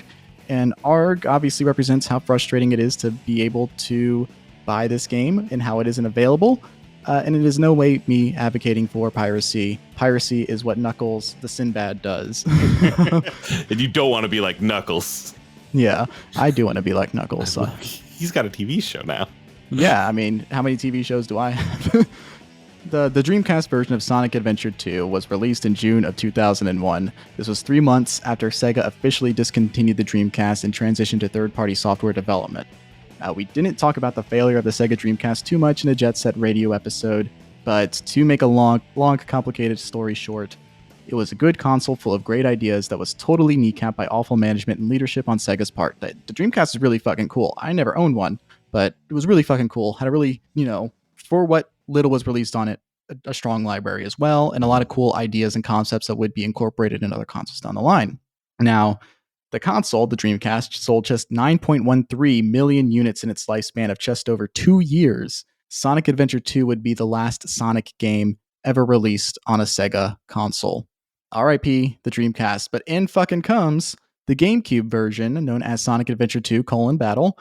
This was released in Japan at the end of 2001, the same year it was released on the Dreamcast, and in the rest of the world in 2002. This is the version most people played. This would make this the 4th GameCube game I've covered on the show. We talk a lot about how the GameCube wasn't very successful already, but the point is, Sonic Adventure 2 Battle differs from the original in many ways, both big and small, and I'm not going to get into it on here. We already spent too much time talking about what was or wasn't Sonic lore.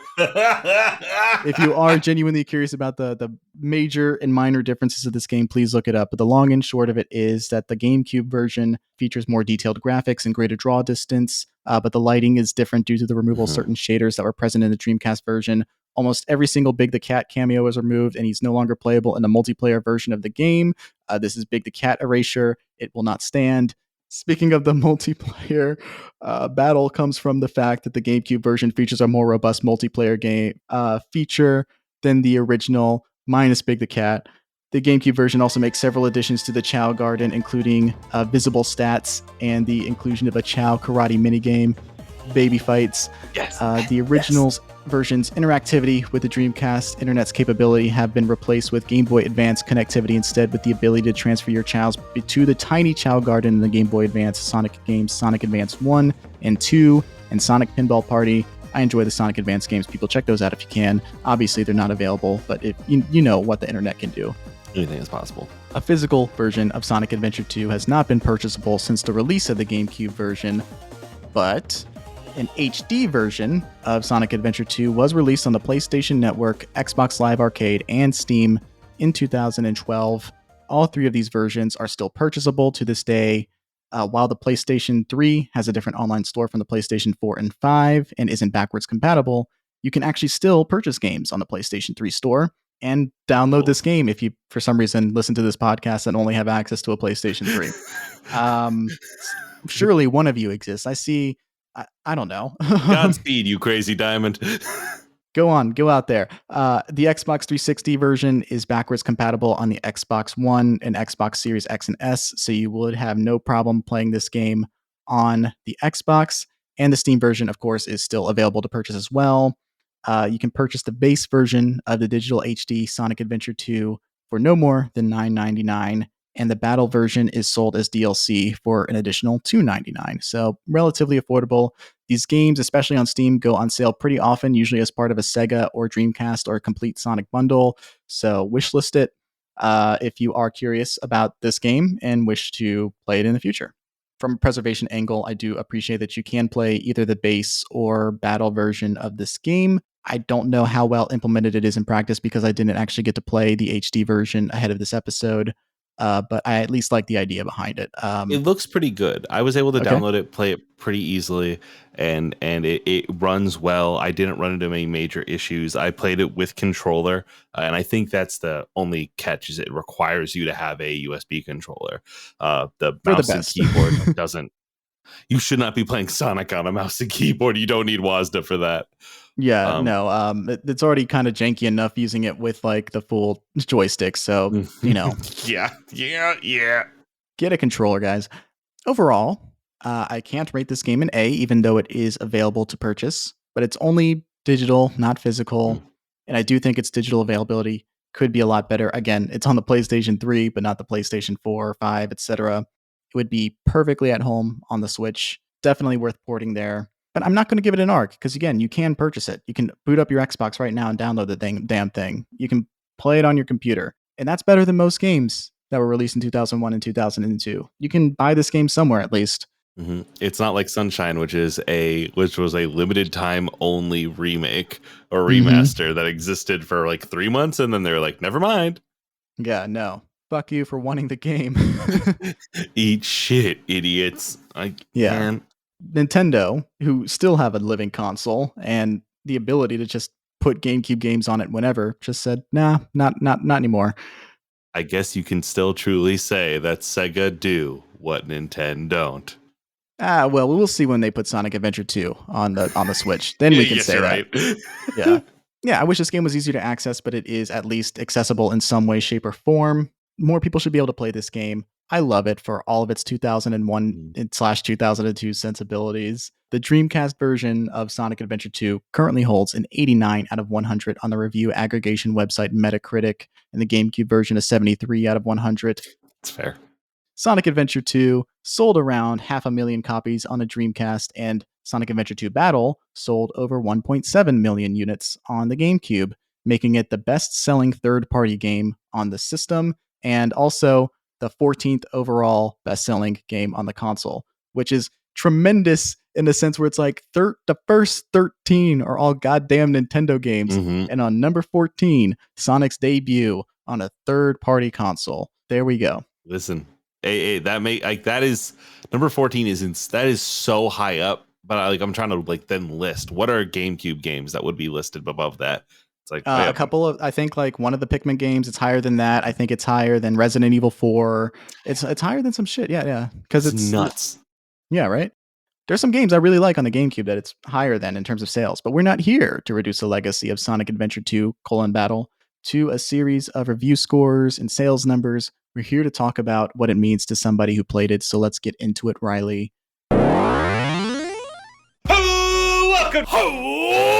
Welcome to the best idea for a podcast of all time. This is Champs in the Making, a Pokemon bracket podcast where we take every one of these creatures in the Pokemon video game franchise, put them in a bracket together and find out which one the best one is. Starmie gives me organic, free-range, gluten-free, fidget spinner energy. Swallow can swallow a tire whole in one gulp. Ladybug looks like it is ready to give you so many high fives with each of its little mitten hands. I don't like Weird Ear's face. It's got a big testicle for a nose, for sure. I think Nidoking's favorite beer is PBR. Okay. Champs in the Making, a Moonshot Network podcast about Pokemon. Find it wherever you listen to podcasts or first at patreon.com/Moonshot Network.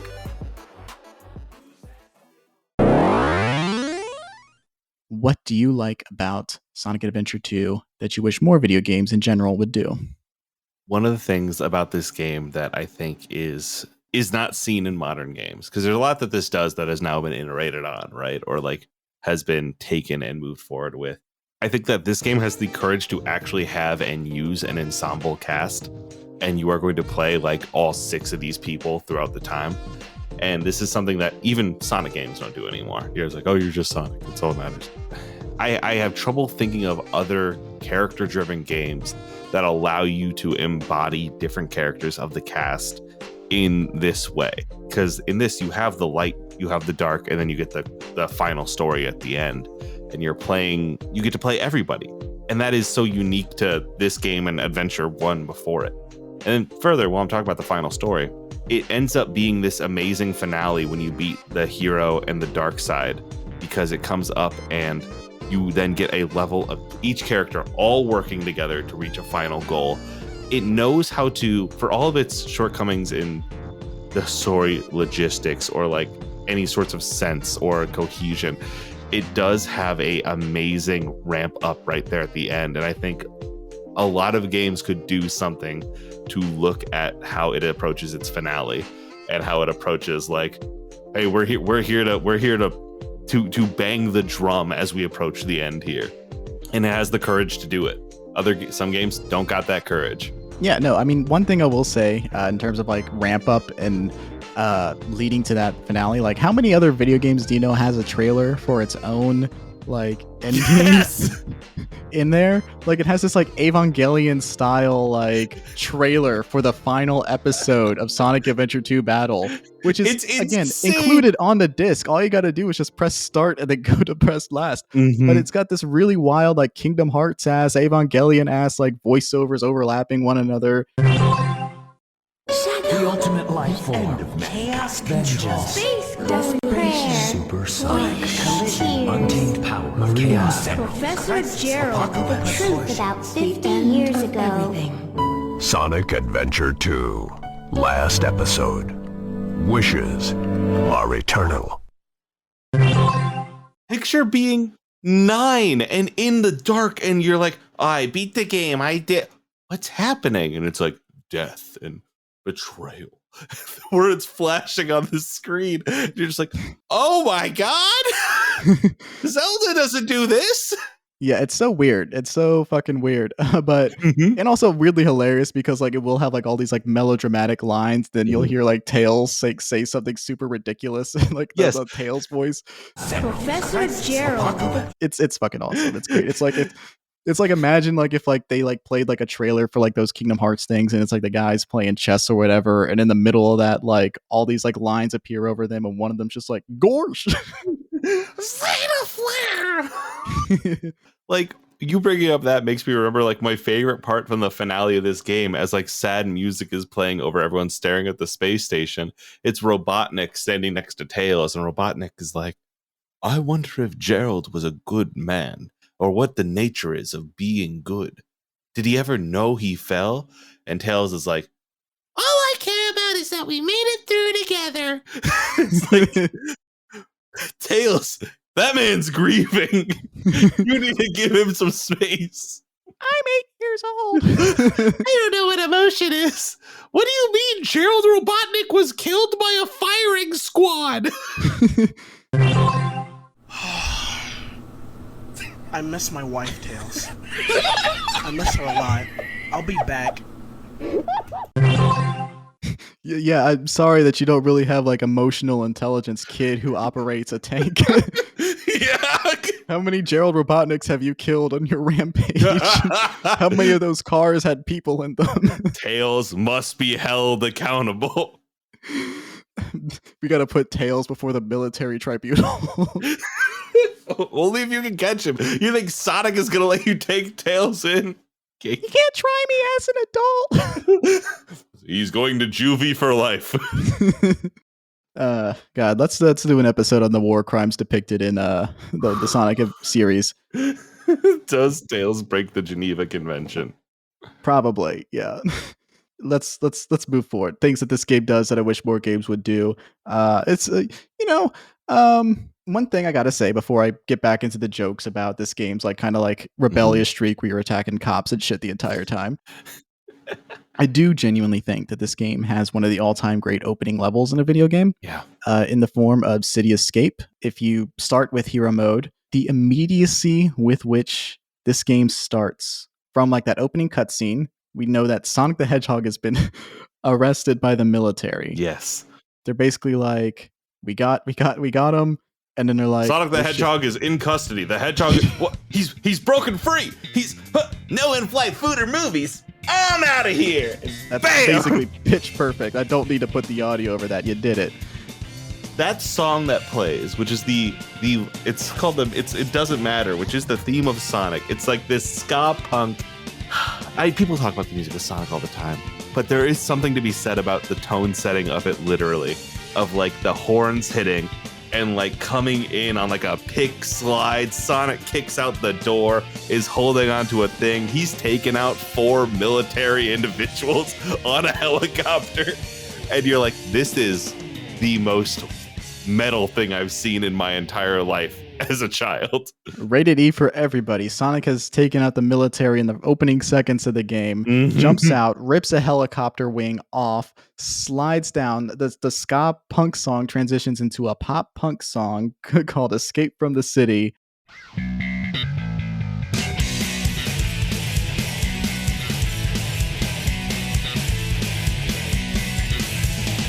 and you are using that helicopter wing to skate downhill through a San Francisco-ass city, boosting your speed, doing skateboarding tricks off of jump ramps before transitioning into a platforming stage where you are attacking robots with your homing attack jump and grinding on rails to build up momentum and keep your speed going.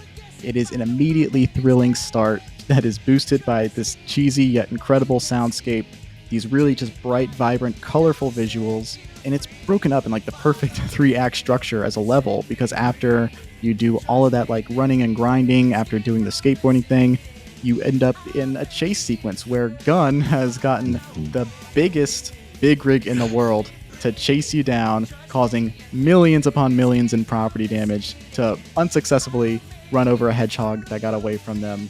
This is the first level of the game. It's one of the best opening levels in any video game, and it is the best level in the game. I think I can say that. I agree with you. And when you fully think about, like, I don't know, I'm trying to put this in context of the time, right? Of like, wow, I've booted up my 3D platformer. I've just finished playing Super Mario 64. Time to see what my good friend Sonic the Hedgehog is doing.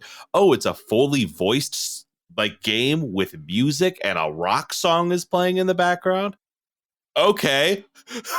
It is so, to say ahead of its time feels foolish, but like it is so it is swinging so hard in a different direction that I think makes it shine so much brighter, even for all of its messiness. Yeah, I do enjoy it. Like, it is a messy game, and we'll go into like what this game does that falls short, both in a contemporary sense and in 20 years in retrospect. But no, this game does have very high highs. It's got, you know, wonderful presentation.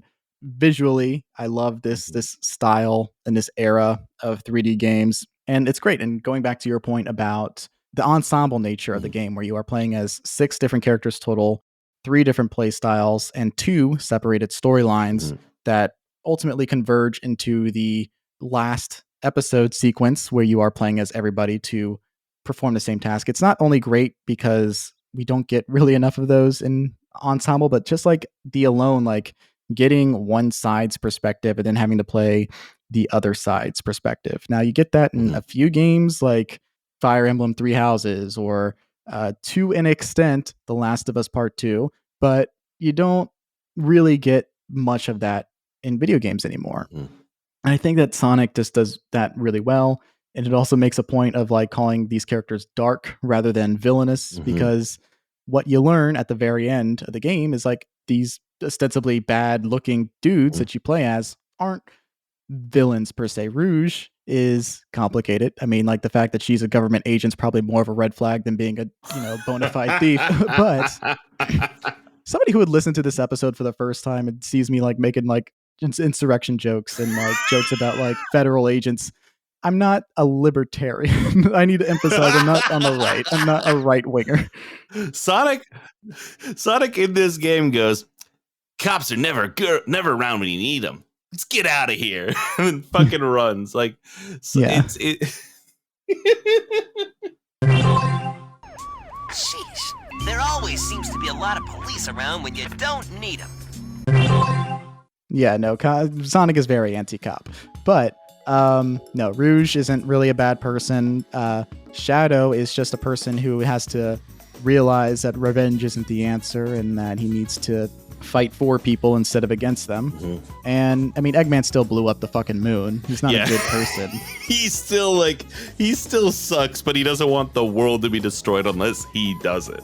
He's very much of like a, this is bad. I'm not going to learn anything from it, but I'm more of like a King Dedede evil than like, you know, fucking Final Fantasy final boss evil. So we should probably fix this shit, huh? I stumbled into a thing too much, and now I'm thinking about my grandpa and cousin. Anyway, let's stop this big bio lizard. Is it my cousin too? The Robotnik family tree, I think Shadow is Eggman's brother, technically. I think Maria is his sister. Shadow is his cousin. I think Maria is his cousin. Maria's his how that cousin. works, Shadow but is Shadow is Maria's sister. If we're looking at this in the browsing, Maria, who has a debilitating nerve disease, and that's why she lives on the moon because it's fatal, and that's why Project Shadow was made to look up the research of eternal life to help save Maria. Mm-hmm. It's insane. Yeah, I mean, okay, real quickly, what is your opinion on Sonic the Hedgehog, Shadow the Hedgehog as a character? The boy has been stuck in a character development hell for a very long time, because you get this growth with him where he is working with what is then Team Dark, which is Rouge, Shadow, and Omega, the rogue Eggman robot. You get this, they are a team together, and Shadow is gruff, and Shadow learns that he might not even be real. Like, I think he's very good. And then they like stopped him from being able to grow for many years because they're like, I need my Vegeta character, but they don't like realize that Vegeta's been growing. Recently in the comics, we're getting actually like, hey, this is the guy who has pathos and emotions. And he's used a real gun to shoot the president. That is true. He is edgy. I do get it, but I think out of all the characters that were made to be edgy versions of the main thing, there's a reason that he's still around. Sure. I mean, at the end of the day, and we can be reductionist about this, but it is true, Shadow the Hedgehog is what we would describe as a Venom. Yes. For all the good and the bad. Like, Venom is great in theory, and I think Shadow the Hedgehog probably ends up being better than Venom in execution for a lot of reasons. I don't give a fuck. Take that soundbite. Who the fuck is Null? Like, I don't know what they're doing over there in Marvel. I don't care about Eddie Brock anymore. I don't care about Flash Thompson Venom. But like, just a general idea of like, let's take a character who is a black version of the main character, right? Mm-hmm. It's not really a Wario. It's more just like a... Let's inverse our main guy. Let's see what the dark shadow of him would be. Mm-hmm. It's very much like, let's draw a picture. Oh, now let's make it a character. Mm-hmm. Oh, and whatever, like it's Todd McFarlane Venom, like that's all well and good. It's a great design, but then you have to like go into the narrative of Venom, and it's just kind of like, all right, let's make this needlessly complicated to feed the edge of it all. Mm-hmm. And Shadow does end up falling into that trap sometimes, but then there are like, I do like the arc of Shadow the Hedgehog in like a broad sense. I do like the idea of his like stuff going on from Sonic Heroes, and then like the general like acceptance of who he is in Shadow the Hedgehog. Everything before this is who I am to like him like cocking a shotgun at the beginning of this game. Not really for me, but I just I can't blame you for that. But I love looking at Shadow the Hedgehog. I love his little hover boots. I love that he has some level of pathos to him. It's interesting that this character who was like perfectly primed up to be like, let's give at least one character some sort of like dynamic ability to change in this franchise, and then like giving up on that after like 2005. Yeah. And I'm not a hater. I'm just like saying like, look at the alternative where it's Venom, where it could just be inscrutable bullshit. Yeah. And like, I guess because I was thinking about this recently about all the different inversions of characters that we do see. Like Venom is a immediately good draw. You do get things where it's like, to put a fine point on it, Goku Black is an inversion of Goku, like literally, like it, like possessed by I don't know how into Dragon Ball you are. I love Dragon Ball. I have like a billion like figure arts Sonic of Dragon Ball Z characters like out to my right here. Yeah. Hell yeah. Then you get it. Like you get the like the Goku Black being an inversion of Goku that is just like, I have all the power and I hate. Like that is, that ends up being interesting, but not interesting enough for long enough. It doesn't endure. You bring up Venom. Venom's a great draw there because he gets needlessly complicated, and they have to continue to try to reinvent him, and you get like anti-Venom, and you get Carnage, and you get Null and stuff like that. And for all these characters that have inversions, none of them get to stay the same because they feel like they have to keep changing it. And Shadow gets to truly, no, we nailed it. We did it. He's Shadow the Hedgehog. Like, that's really all you need to know. We'll invent other hedgehogs that are all like Silver's here now. That's just Trunks. Yeah, like, basically. He's come back from the future to fix what's gone wrong. Like, sure, dude, Iblis trigger, I get it. But Shadow's simple. He does it, and he endures. And I think that you can't say that about a lot of other inversion designs. For sure. I mean, the other thing about this particular tone that Sonic gets to take in the early 2000s, it's like we're taking like the basic iconography of Sonic the Hedgehog and really doing it up, making it super anime-y, actually like giving this a tone, and it's very of its time and does get away from that tone over time after Sonic 06 doesn't really do well. And I think maybe the last time they really try and do dark things at all is maybe Sonic Unleashed, at least in the games. But like, it's really the thing that really works about this game is like it is 2001, 2002 if you play it on the GameCube. Dragon Ball Z is airing on the Toonami. You're seeing like buff guys go Super Saiyan. You're seeing hedgehogs go Super Saiyan. You're seeing like fucking Vegeta Venom kind of hedgehog like hovering around being the coolest guy in the room. Like, this stuff is primed for the Dragon Ball generation. Like, this is the most you had to be there video game ever made.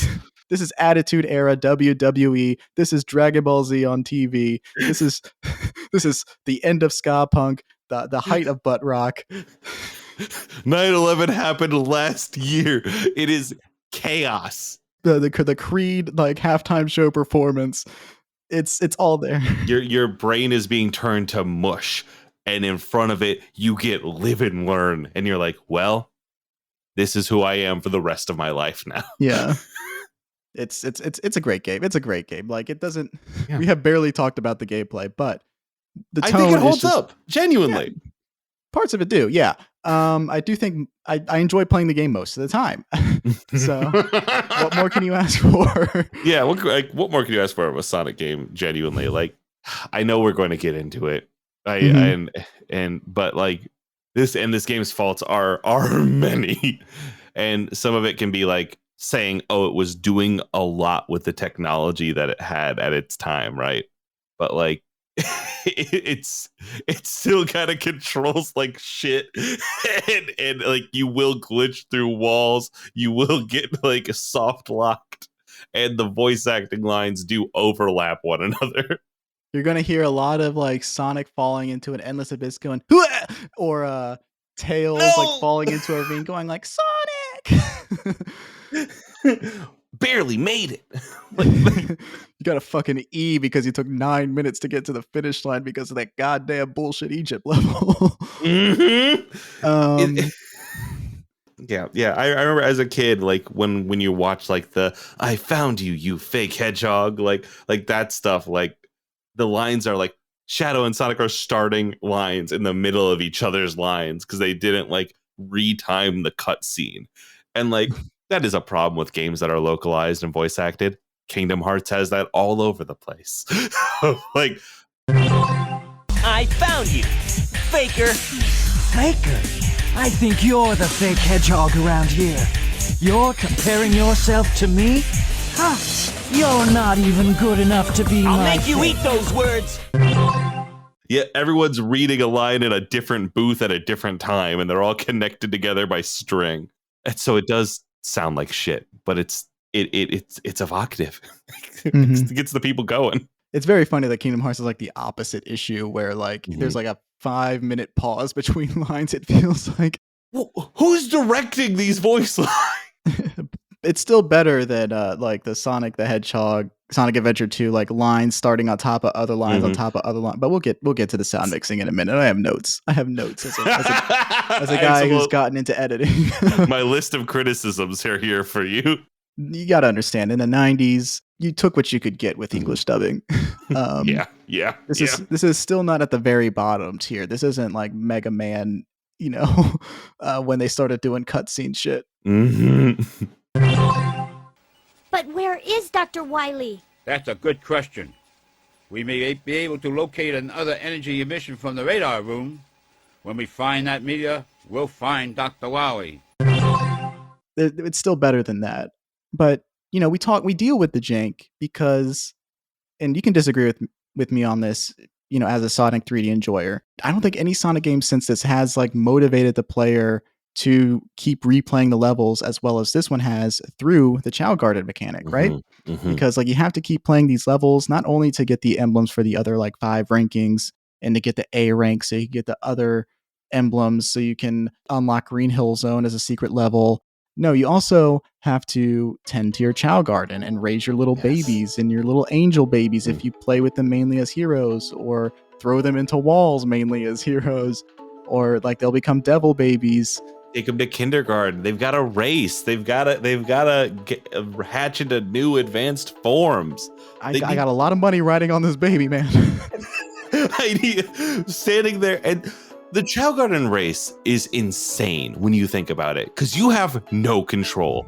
You just sit there and you watch and you hope, and you can hit the A button to hit your little buzzer, and you watch the stamina go down too much. And as a kid, you do that 3 times, and then you just watch, and you have to sit there as your Chow is at the back of the pack, and you're playing as this thing as, Dr. Eggman. You're towering over all the Chows. You pick one up and ring it by the neck like you need to eat more fruit so you can have more stamina so you can win this race. I got a lot of money riding on you, Gohan. Eating this, please, God. Yeah. Keep them and putting them down. And the Eggman sound on that, where it just like Eggman has a specific voice line where it's like, yes. Yeah, they didn't dub in English that one specific line, so like everything else is spoken in English, but that like his petting sound where he's petting the Chow is just yosh, and it's like, oh, you didn't do that one. Okay. I never knew that. I was like, he's doing something. It doesn't sound like the rest of it. I'm not a clever man. Yosh. The Chow Garden's so special. I understand why they haven't put it in any of their games, because it's just like, it is at the Half-Life 3 problem where it will never hold up to what you want it to be in your brain. Like as an adult, you look back on the Chow Garden and you're like, this was the pinnacle of games, and they haven't put it back in. Why haven't they put it back in? It's like, because you don't have endless time to replay levels anymore, and you're gonna have to do that twice, and you're gonna be like, fuck this, dude, I'm not doing this, and it's gonna ruin your memory of what the Chow Garden was. Here's the thing, right? These games used to have dev cycles, and now Sonic games do not have dev cycles. They have, it's time, and they're like, no, it isn't. It's like, it's time, we gotta release it. And the games always come out unfinished, and they don't have time to make a Chow Garden. And like, look, I understand that, Sonic Frontiers is probably like some of the most fun people have had with like Sonic in a while, but like, imagine if they like had 2 more years cooking that thing. It's already very good, but you are right. Like there were parts in that early game that have already been like patched out as they continue to work on it, right? And like the good parts of it still shine. Sleeping with Sirens plays during boss fights. Like, what more could I want as a person? Like, it is a game that feels great, but yeah, if it had more time in the oven, it would be better. Or if they stopped making Sonic 3D action games. Like, again, like if they just spent like, let's maybe spend more than 2 or 3 years developing a Sonic game, or give another dev team a chance to make a game while we work on like the big blockbuster Sonic game of the half decade, then we could put in a Chow Garden and have more than just racing and Chow kid fighting. We can have we can really like have this really robust system, because it's not just as simple as like Control C, Control V in video games. You got to actually build these systems. It. Yeah, you have to make it. And now like people have standards for video games, and now there's multiplayer. You're gonna have like multiplayer. Are you gonna have your kid fight some other kid's thing online? If only Street Pass was still alive. That's the perfect use of that. The perfect use of the DS Street Pass is being like, oh, my Chow kicked the ass of these 5 people I walked by today. Honestly, maybe that's the future of the Chow Garden. It's just to make it an app. I don't know. Do it. I would play it. Like, what was that cat game that people were playing a bunch in like 2016 on their phones? Do you remember that one? Oh, like I think it was Neko Atsume. Yeah, I know what you're talking about. Yeah, that was like really taking the world by storm very briefly there. I think if you just had like a Neko Atsume Chow Garden equivalent, I think that would nurse most people's demands, but I understand you want to like pick the thing up and throw it around to Shadow the Hedgehog. So Mhm. I get why you want it to be in a game, but You mentioned just there like I hope like another team should be able to make a Sonic game while the main Sonic team is working on their thing. I'm hoping with the success of the murder of Sonic the Hedgehog, like that was received so well. I'm hoping they allow like people to do little passion projects or do bigger shit with the franchise to allow more dev time on the proper game, because the murder of Sonic the Hedgehog is genuinely like probably one of the funnest Sonic games in a very long time. And it's just a visual novel, but it's like well written and done with care and done with its whole heart, which is like what Forces misses out on and what 06 misses out on. And like all these other things is like they lose that courage that they had with this one. Mm-hmm. And I think that some of the more like well-received Sonic games during that 3D era are kind of like when they're having like B teams or side teams or other developers working on their handheld era video games, like a Sonic Rush and Sonic Rush's sequel and a Sonic Advance games. Like clearly there are people, and obviously Mania was a passion fan project that was officially funded and published by Sega. Obviously there's a demand there, but I think there's just kind of like this weird corporate culture where they feel like they have to keep cranking out Sonic games, otherwise the brand loses something. And it's not true, because the brand is huge. People who don't play video games know who Sonic the Hedgehog is. He was a 90s icon. His movies do phenomenally well in the theaters. You don't need to only make it a video game franchise. It can be this, big multimedia thing, but as long as they keep treating it as a brand in the sense of like, we need to have more of it and not a brand as in like, we need to protect the image of this thing. Nintendo, for all their faults, really understands like we can't just like have a Mario game every 3 months and have it be bad. We can afford one bad Mario game every couple of years, but we can't have like a disaster, a glitchy mess come out. If you don't like Mario Party games, it's not because like they're unplayable messes. It's and like I was just listening to you talk about this in regards to Star Wars on the Battlefront episode, and it is a very similar problem where they are just doing too much, and it is hitting a point where they are no longer trying to make a good. They were no longer trying to make a good game. They were no longer trying to like tell a good story. I hope with Frontiers, it looks like that game sold phenomenally.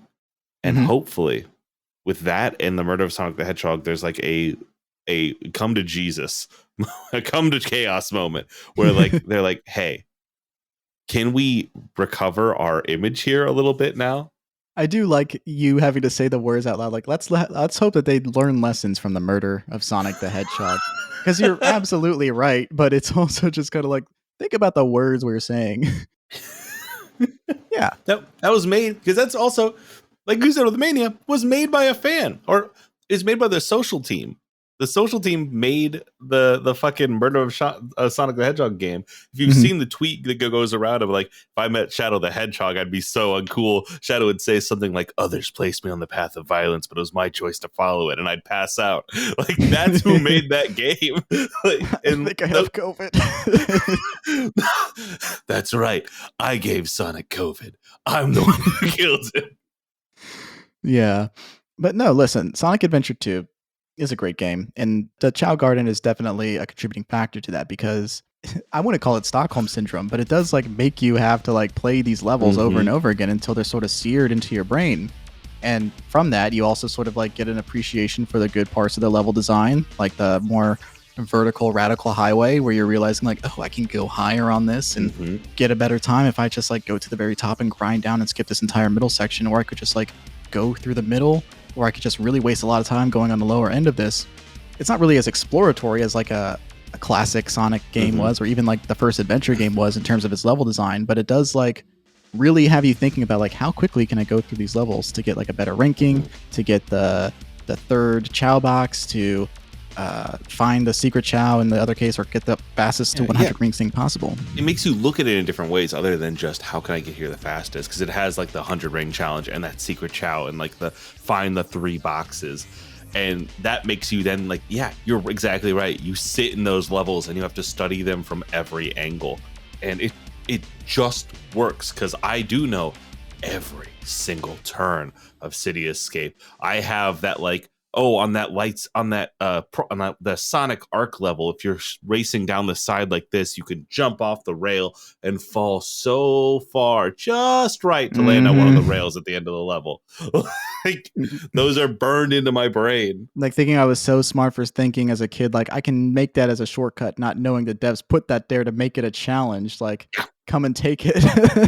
Yep. And that's good design.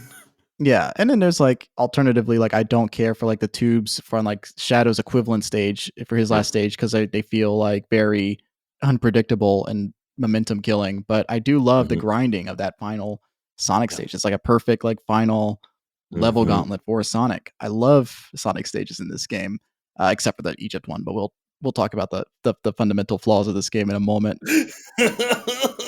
Before we jump into that, though, do you have any other like praise you want to heap on this game before we, give it some notes? Until we start taking rings. I mentioned it in passing, but the finale of this game is truly magical. I believe more games should have like the theme of your game playing over a awesome ending. Like, have the confidence to just go, you want flashing lights and colors, I'll give it to you. Fight in space over the planet and fall down through the atmosphere. Sayonara, Shadow the Hedgehog. Like, game's got a lot of courage, and I wish more things had it. I can't say it enough. The anime nature of Sonic Adventure 2 really is like it's great strength. It really lets you like see past like some of the more frustrating parts of it. Like the last levels like are very frustrating to play, and like especially when you're a kid and it's like this goddamn section I have to do this. And like you have to start from the beginning every time you get a game over. It's so defeating. But then like you finally like see Sonic go supersonic and you like go ape shit, and then Shadow becomes supersonic and he's kind of like has like this gold shine, silver sheen to him. And it's like, oh my God, because he's a robot kind of. And it's like, live and learn hits and you go electric. It is like an Eddie Guerrero match. It is like the hypest promo you've ever seen in your life, and you're like, I am changed. This has changed the chemistry of my brain.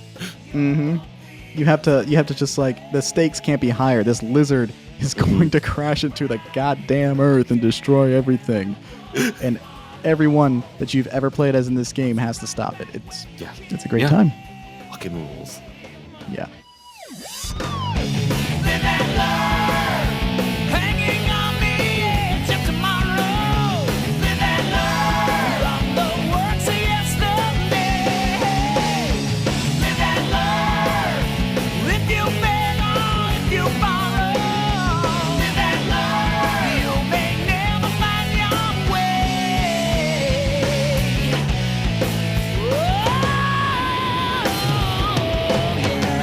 But this is a show where we also have to kill our darlings a little bit, and by our own admission, this is a game that has some fundamental flaws.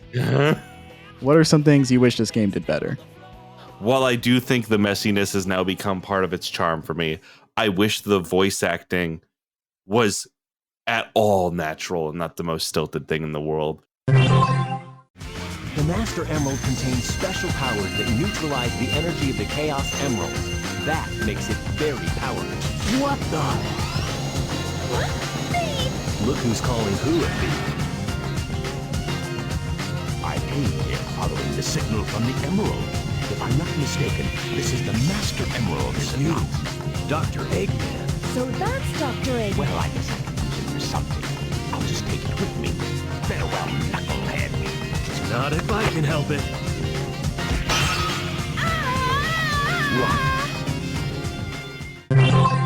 I've downloaded mods to play this game, so it makes sense to play, like as far as like control wise, because the camera in this game is it's from before we really knew what we were doing, isn't it?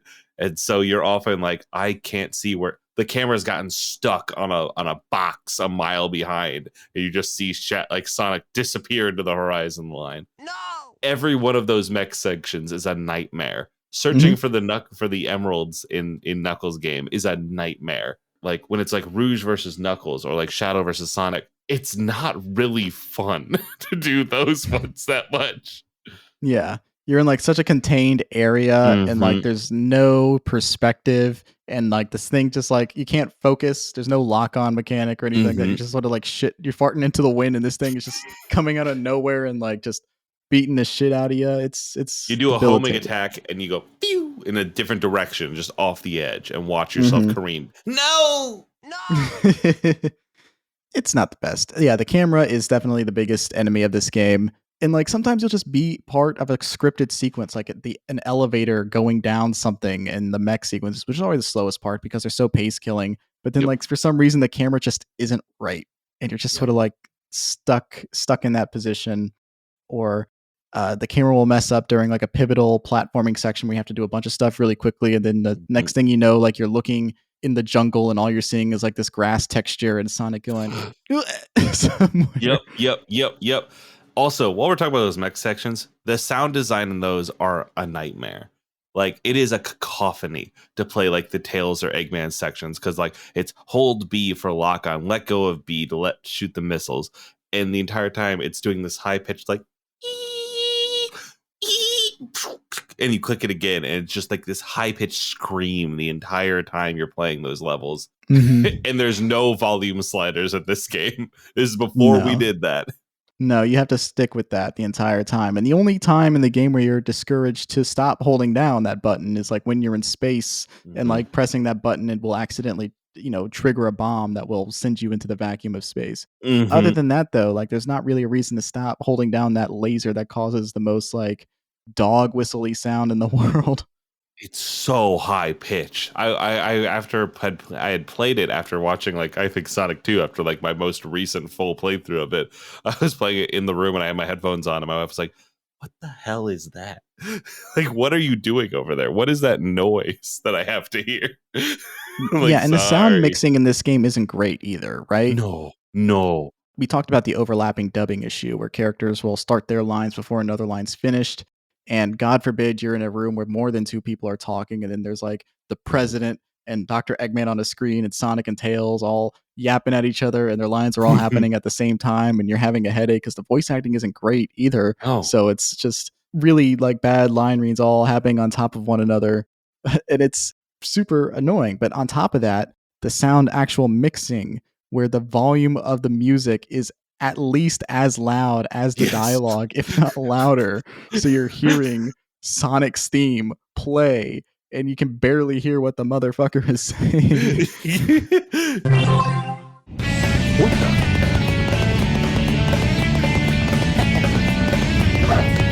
Sonic Man Empire. Yeah, right. What the heck's going on here? Don't worry, Mr. President. Everything's under control. Just leave it to us. Got it, Tails? I got it! He's transmitting from the space colony Ark! Okay, let's move it! Wait up, Sonic! Hey, you, wait! Mr. President, we're receiving an incoming signal from our agent. Just blaring like the racetrack level, I think is a example of how bad this all sounds, like the sonic cacophony that it all is. Because it is just like Tails theme blaring, Tails going, "We have to reach the president." The car going, honking horns. Like, "Tails, are you there yet?" Like fucking like so many different noises happening all at once. And it's just like, I'm going to go sit down somewhere. I'll be back later. I can't do this right now. If you do ever re-release this game, Sonic Team, put some sliders in there. I really need you to like let me lower the volume of the music. I'm begging you. Or lower the volume of the sound effects, something, man. A Sonic Adventure 2 remake would destroy me. Mm-hmm. I would spend the rest of my life thinking about it. I think that's the kind of thing where it's like, this would do some numbers, but what cost? At what human cost? Right. Like there's that remaster of Sonic Colors that came out recently that just like became a launch disaster. And that was a game that was, more or less functional. And it's just like, I don't know if there's like the space where Sega and the people involved in like porting or remaking or remastering a Sonic game would be able. I think they just create a different problem rather than like fix the previous problems. Yeah. The good game would be somewhere in the middle of the two. Yeah. I mean, we have the City Escape levels of Sonic Generations. I think that's the remake that I want, and that's it. Yeah, that's fair. That's fair. I can't take that from you. Like, there are also just like some poor level design choices. Like we talked about, like, you know, sometimes there's just some pace killing moments in like the mech levels where you have to just stand in an elevator and you can't control the speed at which you go. But there's also like, I hate aquatic mines, you know? That's such a bad level, aquatic mines with Knuckles. Like, I can handle most of the other levels. Like, I understand people complain like, oh, why doesn't the radar for all 3 emeralds go off at the same time? And it's like, because then the levels would be over in like 30 seconds. Because that was the problem in Sonic Adventure 1. You would find all of the emeralds in like a minute because these levels weren't built as Knuckles stages. They were built as Sonic stages, and you're just going around them as Knuckles, and then the radars are going off and you grab them. Here, you know, like the levels become like too massive by the end with Knuckles, and you're just like spending a lot of time on that asteroid. Just you're in space, going a huge distance vertically, up and down, trying to find something. And like, it's kind of why like watching speed runs of this game is wild, because the Knuckles stuff is just RNG, and you don't know if you're going to get fucked or not. A couple years ago, they did a speed run race where 2 people are speed running at the same time, and you hit the Knuckles stage, and it's just like, okay, one person got him like 1, 2, 3, got it. The other one's like, fuck, it's on the other side of the map. Okay, here we go. Like, I'm slowed down now. This sucks. Because everything is like so like button precise, but the second any randomness is introduced in these levels that are pretty janky. I love the game, but it's not the most functional in a lot of places, and those Knuckles levels are just so killer. Especially, and the reason Aquatic Mines sucks so much is like you have to change the water levels to get these things too. And people complain about the water temple from Ocarina of Time. I think that temple is, you know, very good if you just like get over the quality of life problems of like having to pause into menus and change them around a bunch. Yeah. You know, when you change the water level, where that water level is going to change. It is so annoying having to do all this vertical stuff and not really like knowing with 100% certainty what's going to happen to the water level on top of everything else. It's nuts. Just pray to God. But no, great game. It's a great game, but also like they need to figure out a better system for how they want to do a Knuckles or Rouge, a treasure hunting level, and frankly also a Tails and Eggman level. The only thing they really know how to make well are Sonic levels. And I think that if they were to reapproach it, this is a thing where they did something similar in Heroes, right? Where it's like the different teams have different ways they approach the gameplay. Because the Chaotix are like, you're looking for clues in each level or whatever. And that just meant the Chaotix kind of suck to play as because you don't get to play the level. You have to sneak through it. They need to figure out how these individuals play. And I know that that's not quite possible, right? Like, that's the thing is like, you need to design 6 different games. No, that's not going to happen. That's not accessible today, which is why like Hi-Fi Rush is a game I look at as like this is a great character action game that has a whole group with it.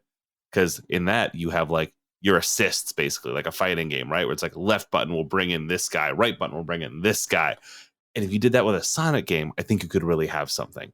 Because then you're still interacting with everyone. Everyone is there. Everyone is involved. But you're not having to like make the one thing you do well and then kind of half-ass the other shit. Figure out what you do! You had all summer to think of it! Yeah. Compromises have to be made. You are creating 3 different styles of play. And in the case of Sonic Adventure 2, they actually are making different levels for these characters and not just recycling stuff like Sonic Heroes and Sonic Adventure did.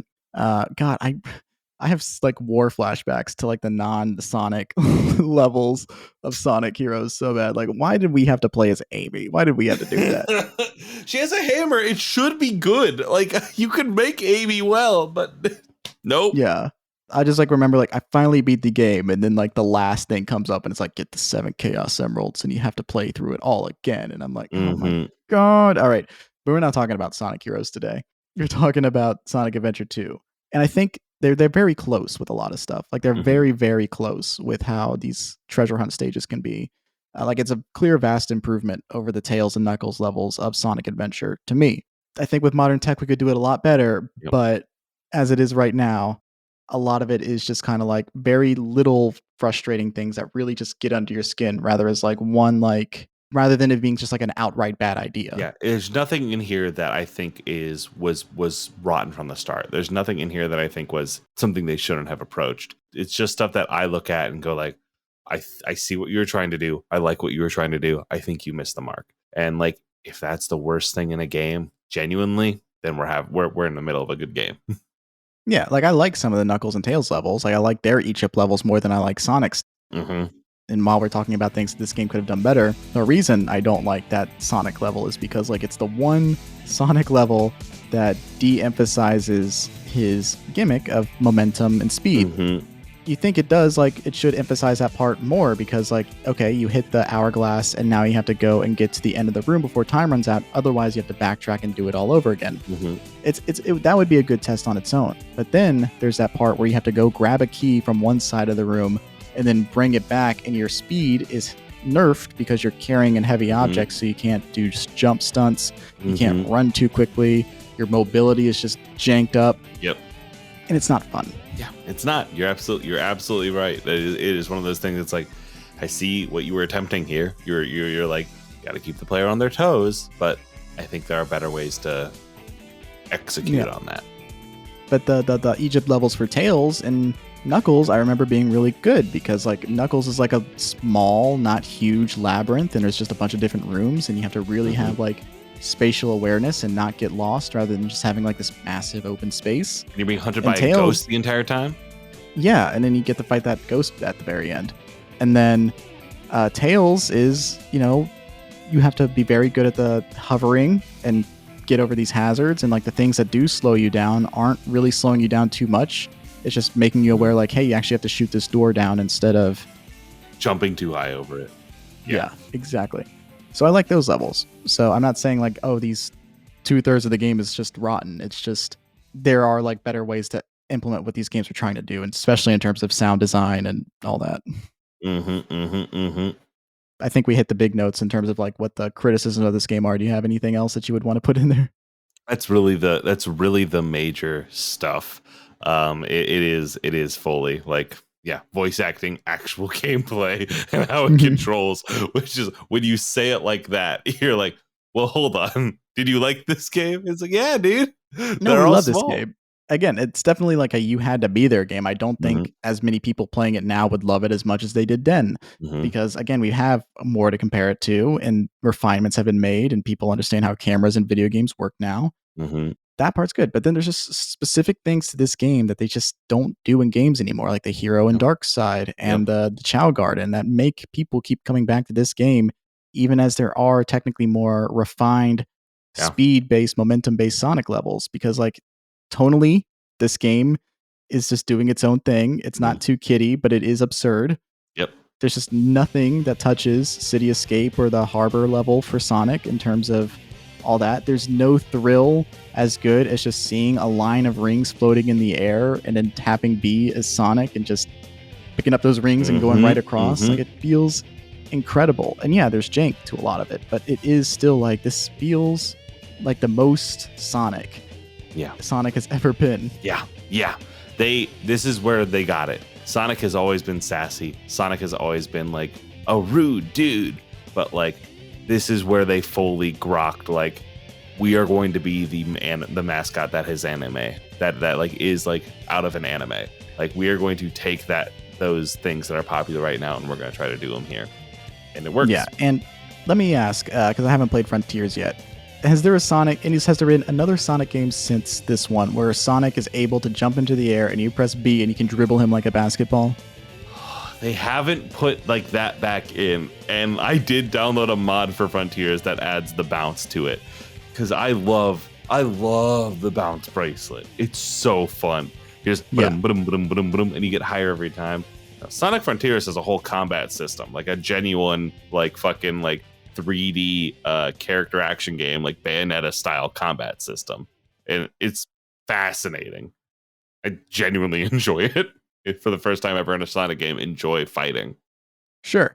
And I'm glad that works, because goddamn is the combat not the worst part of Sonic Heroes. But again, more flashbacks to Knuckles using Tails and Sonic as boxing gloves and not having fun with it. Yeah. until there's another Sonic game where you're able to dribble him like a basketball, this is going to be the best one in my mind. Yeah, you ain't wrong. You ain't wrong on that. Yeah. I just did it just to do it most of the time. Like I'm just there in the Chow Garden, just dribbling myself, hurling babies all around the room. You're bouncing, and then one of the angel ones accidentally gets under you, and you see it go flying, and you're like, no! Well, you're already in heaven. Yep. I hope real life heaven is like the Chow Garden. I want someone to come in and hand me a big fruit shaped like my head, and then stand over me while I eat it. And then I have to go get in a fist fight with the other angels. I want somebody 8 feet taller than me petting my head and saying Yosh while I'm being given animals. I'm a simple person, you know. I want so little in this life. When do I get to be treated like an angel Chow? You deserve it. We both deserve it. I could bear listening to that music loop forever if I got to live like that. I have the Chow racing music set as my dad's ringtone on my phone. Because whenever he calls, it's always some clown shit. And so it's like every time I hear my phone goes, it's like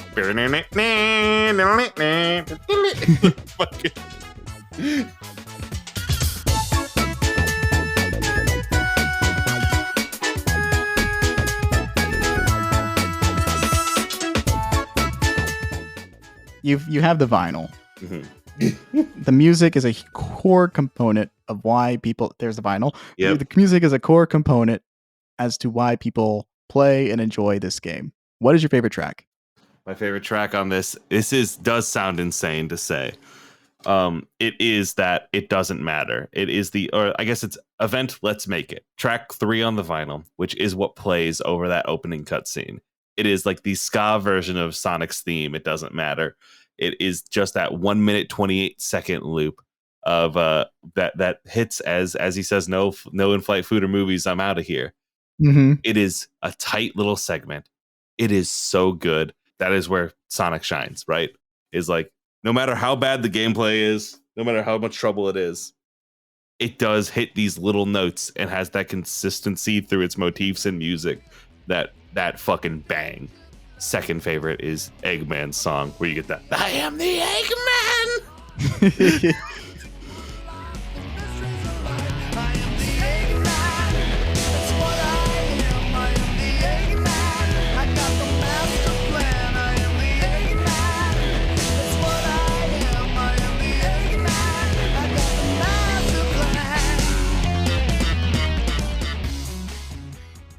Those are good picks, solid picks. God, I mean, like this thing we have to qualify. When we say the soundtrack rips, we have to, understand like this is not for everybody. You can't just play this as music around people who have normal brains. Exactly. If somebody were to hear any of the lyrics to any of these songs, they'd be like, "What the fuck are you playing? What is happening to me right now?" You play the Pumpkin Hill song in the right place, people understand. Did you know that the lead singer of Hoobastank did the music for Sonic Forces, or did the theme song? No, but now I am not shocked. Yeah, I'm like, that's what I was like. Oh, it's perfect. I'm gonna send you this picture on Discord, which is a chunk of my anime music playlist. Okay, it's on my little YouTube music playlist here, and there's just bam, Sonic music, Sonic music, Sonic music, Sonic music. And I'm opening up Discord right now. God, you know, Shadow the Hedgehog is listening to The Reason all day and night. I'm not a perfect life form.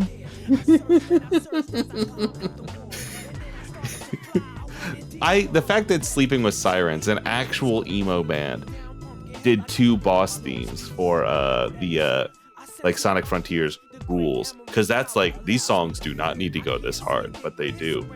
And then this is a thing that this says everything I need to about Sonic. It's like, Nate wants to battle, video game musician, sure, we all know him. Do we care about him? Depends. He's a guy who likes Sonic the Hedgehog, and he does the credits music for Sonic Frontiers. And I did get genuinely emotional listening to this song that then he goes through and like pulls up Reach for the Stars from Sonic Colors, and pulls motifs from that and puts them into this new song. And it's just like, I was like, this is a beautiful series. Characters. No, like here's the thing, like those pools, like the people who do this music for Sonic Frontiers having Nate wants to battle the YouTube singer, Mr. Hoobastank. I mean, these aren't tonally like things that don't work for Sonic based on like our relationship with it. Crush 40 is a J-rock, American fusion rock sort of band that makes that kind of music. We love them for it. We'll never play it around our partners, but we love them for it. It's music that is lovely. Legally music. It's legally music, yes, but in the right setting. It's specifically playing a Sonic game. You love it. I do blast it in my car. I can't, when I am alone in my car, I guarantee you, I Am All of Me is going in there. Sometimes I'm just taking a shower and I just say to myself, the great emerald power allows me to feel. I'm kind of depressed. I'm like, I see my desk. I see the carpet under me. I see the great emerald's power. God. That's the thing. It's like, for how cheesy or cringe it could ever be, it is just doing it with its whole chest. And like, you have to like respect that to a level. I will take that over like cynical, like MCU dialogue. The thing is, like, spoilers for the Sonic 2 movie for the next minute, I guess. The post-credit scene for that is Shadow the Hedgehog. I scream. I like. Here's my secret. I sneak beers into theaters all the time, and I see a lot of it. And so, like, I'm 2 beers deep watching Sonic the Hedgehog in a mostly empty theater, and Shadow comes on screen, and I stand up and go, "Oh, oh!" I think they should get Hayden Christensen to voice Shadow. That's a slam dunk. If they did Sonic Adventure 2's plot line beat for beat, abso-fucking-lutely. I think they're probably going to get somebody savvy, like, God love him, Keanu Reeves. I love Keanu Reeves. I love Keanu Reeves so much. You're right to. You're right. We're right to. But the thing with that, like, the point I'm trying to get at here is, like, a Sonic movie with this cast and tone isn't going to do Sonic Adventure 2 the way we want them to do Sonic Adventure. We're not going to have that live and learn. Like, they're probably going to play live and learn if they do that, but they're not going to do it the way that we want them to do it. It's going to be like 45 minutes of live action bits and gags with the human characters, which, you know, I'm here like for that, a little you bit. like that. You like it. You're there. But do I not just want to see some islands explode? Do I not want to see a giant bio-lizard attached to an asteroid hurtling towards Earth? And this is where it comes to make or break the Sonic movies, because this is it. They've truly kind of paced themselves very well so far. But the thing they have to do is they have to do it and believe in what they're doing. They have to have courage, like Sonic Adventure 2, to give me the Bio Lizard, to give me Shadow the Hedgehog and Sonic going Super Sonic and Super Shadow. I need to see it. It is possible, and if you believe in yourself, you could have them fight the Bio Lizard. Making practical effects for no reason. I know the other ones are like still CGI, but give me a huge practical effect Bio Lizard. Yeah, huge practical, like, get this weird John Carpenter ass the Thing Bio Lizard, and then everything else is like, you can put Rouge the Bat on like a stick, like, just like have that be a puppet if you need to save the money on it, and then everybody else CGI. But like, get the Bio Lizard to be this weird xenomorph ass effect. Yes, you got me. Absolutely. As soon as they play a licensed Sonic song in one of the movies, I'm going to lose my mind. Like, I am going to become a different person, and I'm not proud of who that's going to be. Yeah, the edits that people have already done to the first 2 Sonic movies where like a big moment happens and they just play Live and Learn instead. I mean, I get it. I think they're probably just going to play another Uptown Funk. It's fine. I like that segment enough. Here is the thing. Let's be real here. If they do City Escape with an A-list music artist, I wouldn't hate it. I wouldn't hate it. If they did that Disney thing where they're like, here's the song from the show, and here it is by an actual artist. If you get like a Silk Sonic Knuckles song, I'm gonna be here for it. I like Bruno Mars. I love Anderson .Paak so much. But Brockhampton is doing the Pumpkin Hill rap. Like, it would. Oh my God. It would just be very cool. I am 100% here for whatever happens.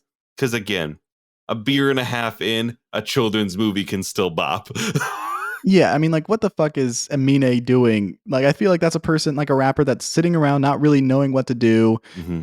Put him on a Sonic track. Bring there you him in. go. Let him do it. Like, people like the Kid Cudi Sonic 2's track. Like, why not? Just keep adding people who like are kind of like at like a crossroads in their life. Get them to do a movie soundtrack song. Connect for Sonic them the with Hedgehog. Sonic the Hedgehog. Hi, it's me, Sonic. And I'm here to fucking help you. Let's get you the bag, man.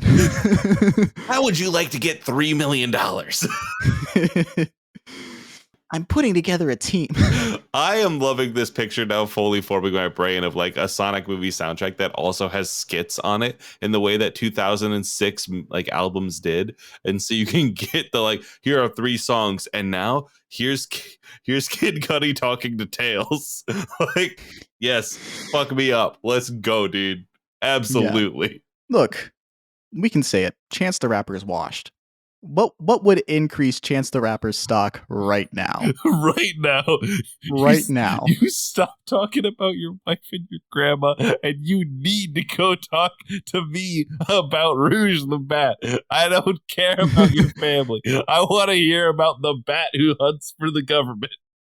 God, I can't even, I want it. I'm laughing too hard. You have to decide about that one in the edit. You have to look. No, I'm keeping it in. I'm keeping this in the edit. I just like I'm debating whether or not I want to do a rap verse as Chance the Rapper do it Rouge the Bat. Got that bat titties got me go. Ah! It's 11:50 at night. I cannot be laughing at that volume. All right. All right. All right. The point is, we got our Sonic the Hedgehog 3 movie out there. This is all stay in. What would you say the impact this game has made on your life? I think it changed the chemistry of my brain. I think I have the courage as a storyteller to tell the things that I want to do because Sonic Adventure 2 did it first. I will chase the high of this finale and all the things I create. I'm giving my wedding vows to Sonic Adventure 2 right now, it sounds like. Mm-hmm. I promise to love you and cherish you and make it and mod the shit out of you, Sonic Adventure 2. Yeah, I mean, what is Sonic all about but rings? What is Sonic all about but rings? You're absolutely fucking For me, right. it's almost 1 a.m. right now. So, I mean, like, I've worked tomorrow. God damn, I'm having a great time now. I'm delirious, but I'm having a great time. Everyone, please look back at this previous episode to consider how Sonic has affected my brain chemistry for the worse.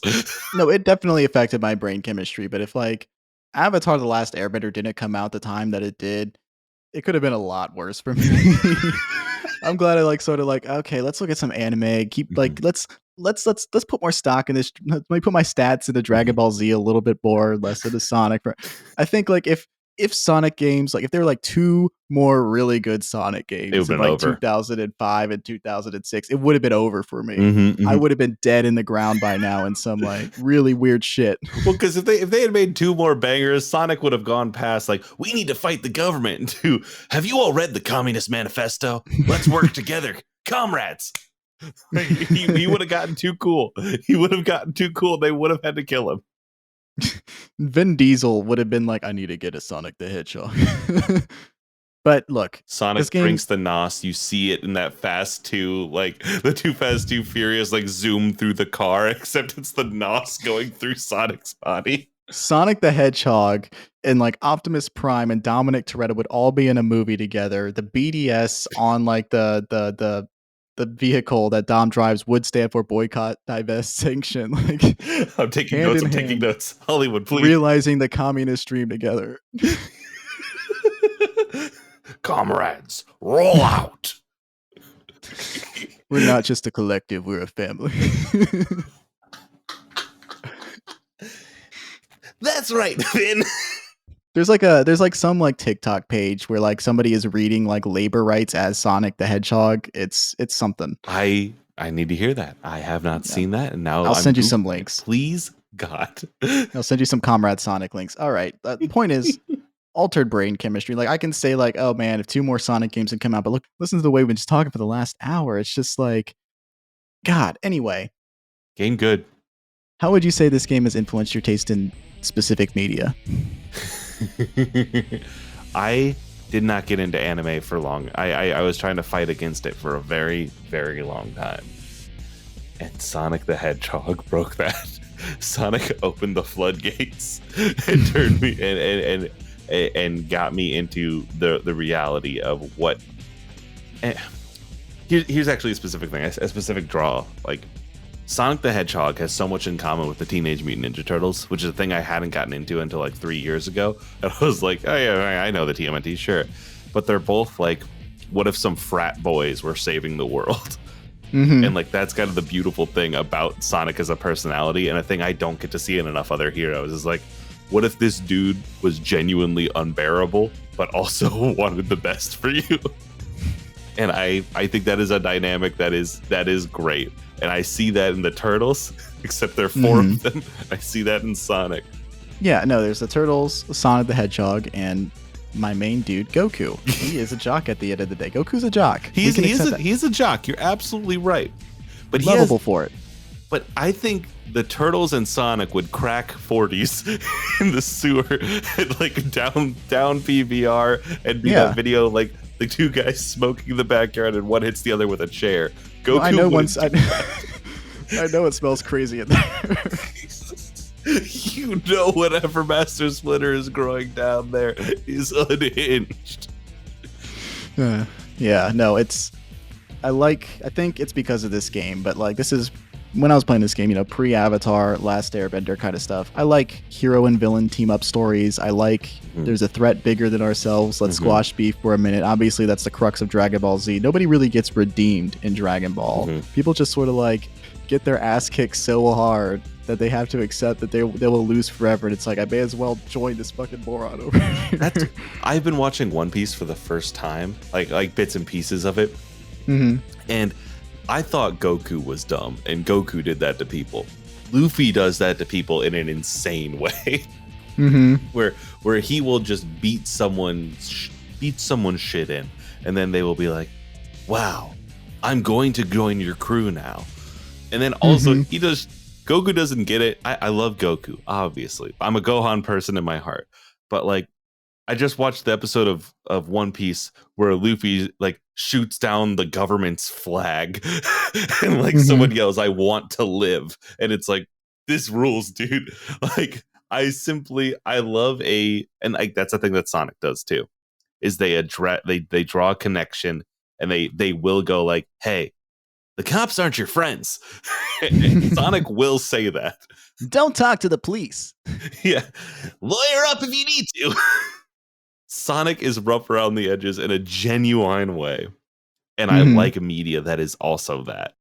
And I think it has lowered my bar for what I think is untenable. Because I will just take it in if I have the opportunity. I will I'll beat this on its level. Sure. It's fundamentally about the presentation of the thing. If you are watching something that is very sincere in its intentions, I will give you an honest shot. If it isn't for me, it's not for me. What I can't stand anymore now, especially like, with the whole Disney conglomerate taking over like every single thing that we love and hold dear, is just kind of like the kind of like half smirking sense of like, isn't it silly that you care about this?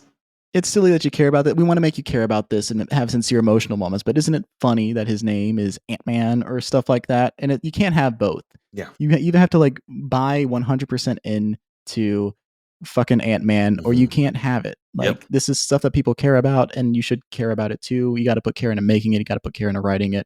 Even if Sonic Adventure 2 is a mess, I would take that 100 times out of 100. Yeah. And I can say that unashamedly. It's like why the hit rate for Fast and Furious works is like, look, sometimes these things are bad, but the ones that are bad are just kind of like, too self-aware. Whereas like the ones that are just like very like sincere in their intentions, and it's just like corrupting cops along the way while you're pulling off heists. Those are the good ones. Like, do I think Fast 7 is good? Not really. But do I watch that final like 3 minutes? Do I watch like the fucking Wiz Khalifa and Charlie Puth song play? And I'm like, hell yeah, dude. Hell yeah. Yeah, I do. That concludes our discussion on Sonic Adventure 2, a wonderful game that we both truly love. At the end of every episode, we give our recommendations, whether it's video games, TVs, movies, books, and so on, based on the game that we discuss today. Riley, since you are my guest today, would you like to go first? Yes, if you like this game and you want more 3D action, you need to go play Hi-Fi Rush right now. You legitimately need to go play Hi-Fi Rush. If you like the character dynamics here, watch Sonic Boom because it's hilarious. It's one of those kids shows that you're like, this is genuinely very funny. And also play Murder of Sonic the Hedgehog. If you want to see these character dynamics in a not like mainline jokey sense, the IDW comics are fantastic. And also, I'm going to tell you, the 2012 Teenage Mutant Ninja Turtles show and Rise of the TMNT are both very good Turtles shows. If you want the I am a rude hero, if you don't want to watch a show, the Netflix Rise of the Teenage Mutant Ninja Turtles movie is metal as hell and animated in a beautiful way. And speaking of Sonic, Ben Schwartz is Leonardo. Yeah. Buried League. Yeah, I mean, I've been meaning to watch Rise of the Teenage Mutant Ninja Turtles forever because it looks really good. I love the anime ass clips that keep being posted around online.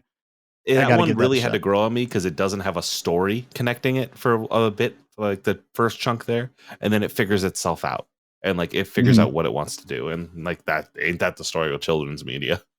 Yeah, no, like sometimes it takes a season for something to grow. Like Adventure Time kind of like doesn't show its hand for a few seasons. Steven Universe takes like half a season before it really like gets into like its whole like plot twist.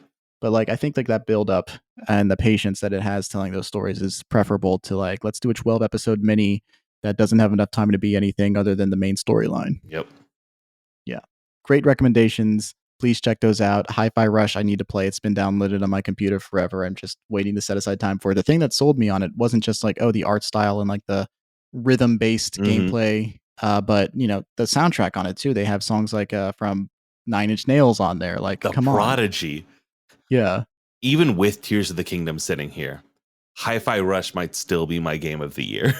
Okay. Yeah, there you go. Because I gotta check it out. It's like 9 hours. It gets in, it gets out, and it swings fucking hard, and it came out of nowhere. I mean, that's the other thing, like 2 completely different games, but I'm sure I'll love it when I finally play it. I have 4 recommendations for our listeners today, 2 video games, 2 movies. The first, I've talked about that, and I've done an episode on this. I've talked about it a couple times in this episode. Jet Set Radio, a fellow Dreamcast game, also developed, published by Sega. Gorgeous, gorgeous cel-shaded art style that still holds up to this day. Pretty reminiscent of what Hi-Fi Rush kind of looks like, obviously, with like the early 2000s, visual style consideration to be made. Great soundtrack, some hits, some original songs, some remixed samples. Dragula is in the game. Let's go. Yeah. You can get it for like anywhere between $1 and $10, depending on a day. Please play Jet Set Radio. If you want to hear my more detailed thoughts on it, listen to my episode with Trevor from No Cartridge. Wonderful person, wonderful game, wonderful guest. It's on Xbox and Steam for those curious. More recent recommendation, if you love momentum-based gaming, action, and platforming, Neon White was a wonderful game released last year. The story is hokey, cheesy. You can fast forward through it if you are uncomfortable or find it weird at any point. Very much welcome to fast forward through it, but visually, a very good looking game. Kick-ass soundtrack by Machine Girl, who was a band that actually sampled music from Sonic CD in one of their most popular songs. Go. Core gameplay, incredible. Very good gameplay. It is like it is just like what momentum shooting gameplay should feel like. If you really like Doom Eternal, especially, you are very likely to like this game. Very fast-paced levels. It's designed for speedrunning. Check it out. 2 movies I'll leave you with today. Sonic is a guy who's got to go fast. 2 movies do an incredible job depicting speed in motion. The first movie I recommend is the Wachowski sisters' 2008 Speed Racer film. I find this film to be legitimately incredible. As a guy, again, whose most popular work is an hour-long video shitting on the live-action Netflix Cowboy Bebop TV series on Netflix, I can say with confidence that Speed Racer is an incredible live-action anime adaptation. It isn't a perfect film. The kid character is really annoying, but it is a movie that succeeds at not just the visual aspect of realizing an animated series, but almost creates a new thing unto itself and creates this transformative, almost avant-garde, non-linear storytelling work. There aren't really cuts so much as like seamless transitions in between moments. The speed on the film itself is just completely like you can feel the speed, you can feel the action, you can feel everything happening there. It is it's a really incredible film. And I know that like sometimes the visual style can be a little bit off-putting in moments, but it is very experimental in nature. I've never seen it, but I have heard a lot about it, and so it is something I will check out. It is on HBO right now, I think. For who knows how long. But it is a little over 2 hours. Very well worth it. Incredible cast. John Goodman, Susan Sarandon. They're just putting emotional numbers on the board in that. Christina Ricci, extremely hot. Hello. Wonderful film. And it gets at the emotional core of these things too. It isn't just like, let's put a cartoon with people in front of you. It is actually taking these absurd situations and putting genuine heartfelt love into it. And if you want to talk about an anti-capitalist work, like if you know Sonic the Hedgehog, let me tell you, John Goodman's character in Speed Racer is very much like anti-corporate interference and is very much about like you soulless motherfuckers are ruining racing kind of shit. Hell yeah. It's great. I mean, it's the Wachowskis. They're always about that shit. But like even in their ostensibly kids movies, they're all about it. Speaking of anime, speaking of racing, my final recommendation for today is an anime film. In 2009, the anime studio Madhouse made a sci-fi racing film directed by Takashi Koike. It is a breakneck story about a racer named Sweet JP, a human with a crazy-looking pompadour, involved in an intergalactic wacky races scenario, and this film is called Red Line. Red Line is an incredible, visually arresting anime film. It is all style. It is all style. There is very little substance, but if it is not the most entertaining 104-minute movie you will watch, it is incredibly expensive looking. We watched it in a movie night group that I go to every week, and we joked that you could literally see the studio losing money in every frame. It's great. It's an hour and 42 minutes long. Shout out to my man Funky Boy. If you're not convinced after me just telling you to watch an anime racing film in the abstract, look up the trailer to the film Red Line from 2009. You really got to get your eyes on this thing. It is worth the watch. Riley, it was really good to have you on the show. I really appreciate you coming on the show talking about Sonic with me for the past 3 hours. It's really wonderful. I love this little blue freak. We're going to go to bed right after this. Dreaming sweet dreams about Sonic the Hedgehog. But before I let you go, please promote the hell out of yourself. Yes. My name is Riley Hopkins. You can find me on Tumblr at RevRyeBread and Twitter still technically at RevRyeBread. I don't check main anymore. You can't pay me to do that. You can find my games at linksmithgames.com. Those are all my tabletop stuff, but you can also find me on podcasts such as the Podcast Minds, There But For the Grace of Pod Go We, a podcast pilot pitching project where we go through and we pitch podcasts to each other. It's a comedy show. It's very insular. Champs in the Making, a Pokemon bracket podcast where we put all 900 plus Pokemon in a bracket together to figure out which one the best one is. We are currently midway through round 3. We do that show 30 minutes at a time. It's getting messy in there. It's bangers in here and everyone's breaking hearts. Also, you should check out Riley Hopkins and Their Amazing Friends, a fan fiction inspired actual play podcast where we take the stories the corporations own and do our own shit with them, because if we don't, who will? If you liked this episode, I have very good news about the next season of Riley Hopkins and Their Amazing Friends, and a character I may or may not be playing by the name of Shadow T. Hedgehog. We put him on the Infinity Train. But yeah, if it's coming out that time, you were hopefully around for the moon landing or the moon carnival. I hope you enjoyed it. And you can find out all the stuff we do at Moonshot at moonshotpods.com or goodfuckingpodcasts.com. Or if you want our Twitch, moonshot.mov. Yeah, wonderful network that I'm proud to be a part of. Riley, it was wonderful to have you on the show. Thank you so much for coming on and talking to me about Sonic and his amazing friend Shadow. And thank you so much for listening to this episode of Select and Start. Once again, I'm your host, editor, and promoter, Keifer. If you enjoyed this episode, please give the show a positive review wherever you're listening to this. Engagement helps the show, and your feedback will improve it. And if you want to get more engaged, give the show a follow on Twitter at SelectPodStart. If you have thoughts on Sonic Adventure 2 or any other game we've discussed, send a DM or leave a comment, and I will gladly read it on the show. You can also support me on Patreon. If you pledge at least $1 a month, you'll get early access to new episodes as well as extended episodes with exclusive content. You can follow me on Twitter at DannyVegito and find links to the rest of my projects in the description of this episode. Select and Start is on the Moonshot Network, which is supported by its own Patreon. Find out more on moonshotpods.com. And the art for this show is made by my best friend, Avry Ott. You can follow him on social media with the handle at Avry Robin Ott. That's A-V-R-Y, Robin, O-T-T. You can check out the links in the description for his work, as well as Riley's. All right, I think that's it. Knock it off, Knuckles!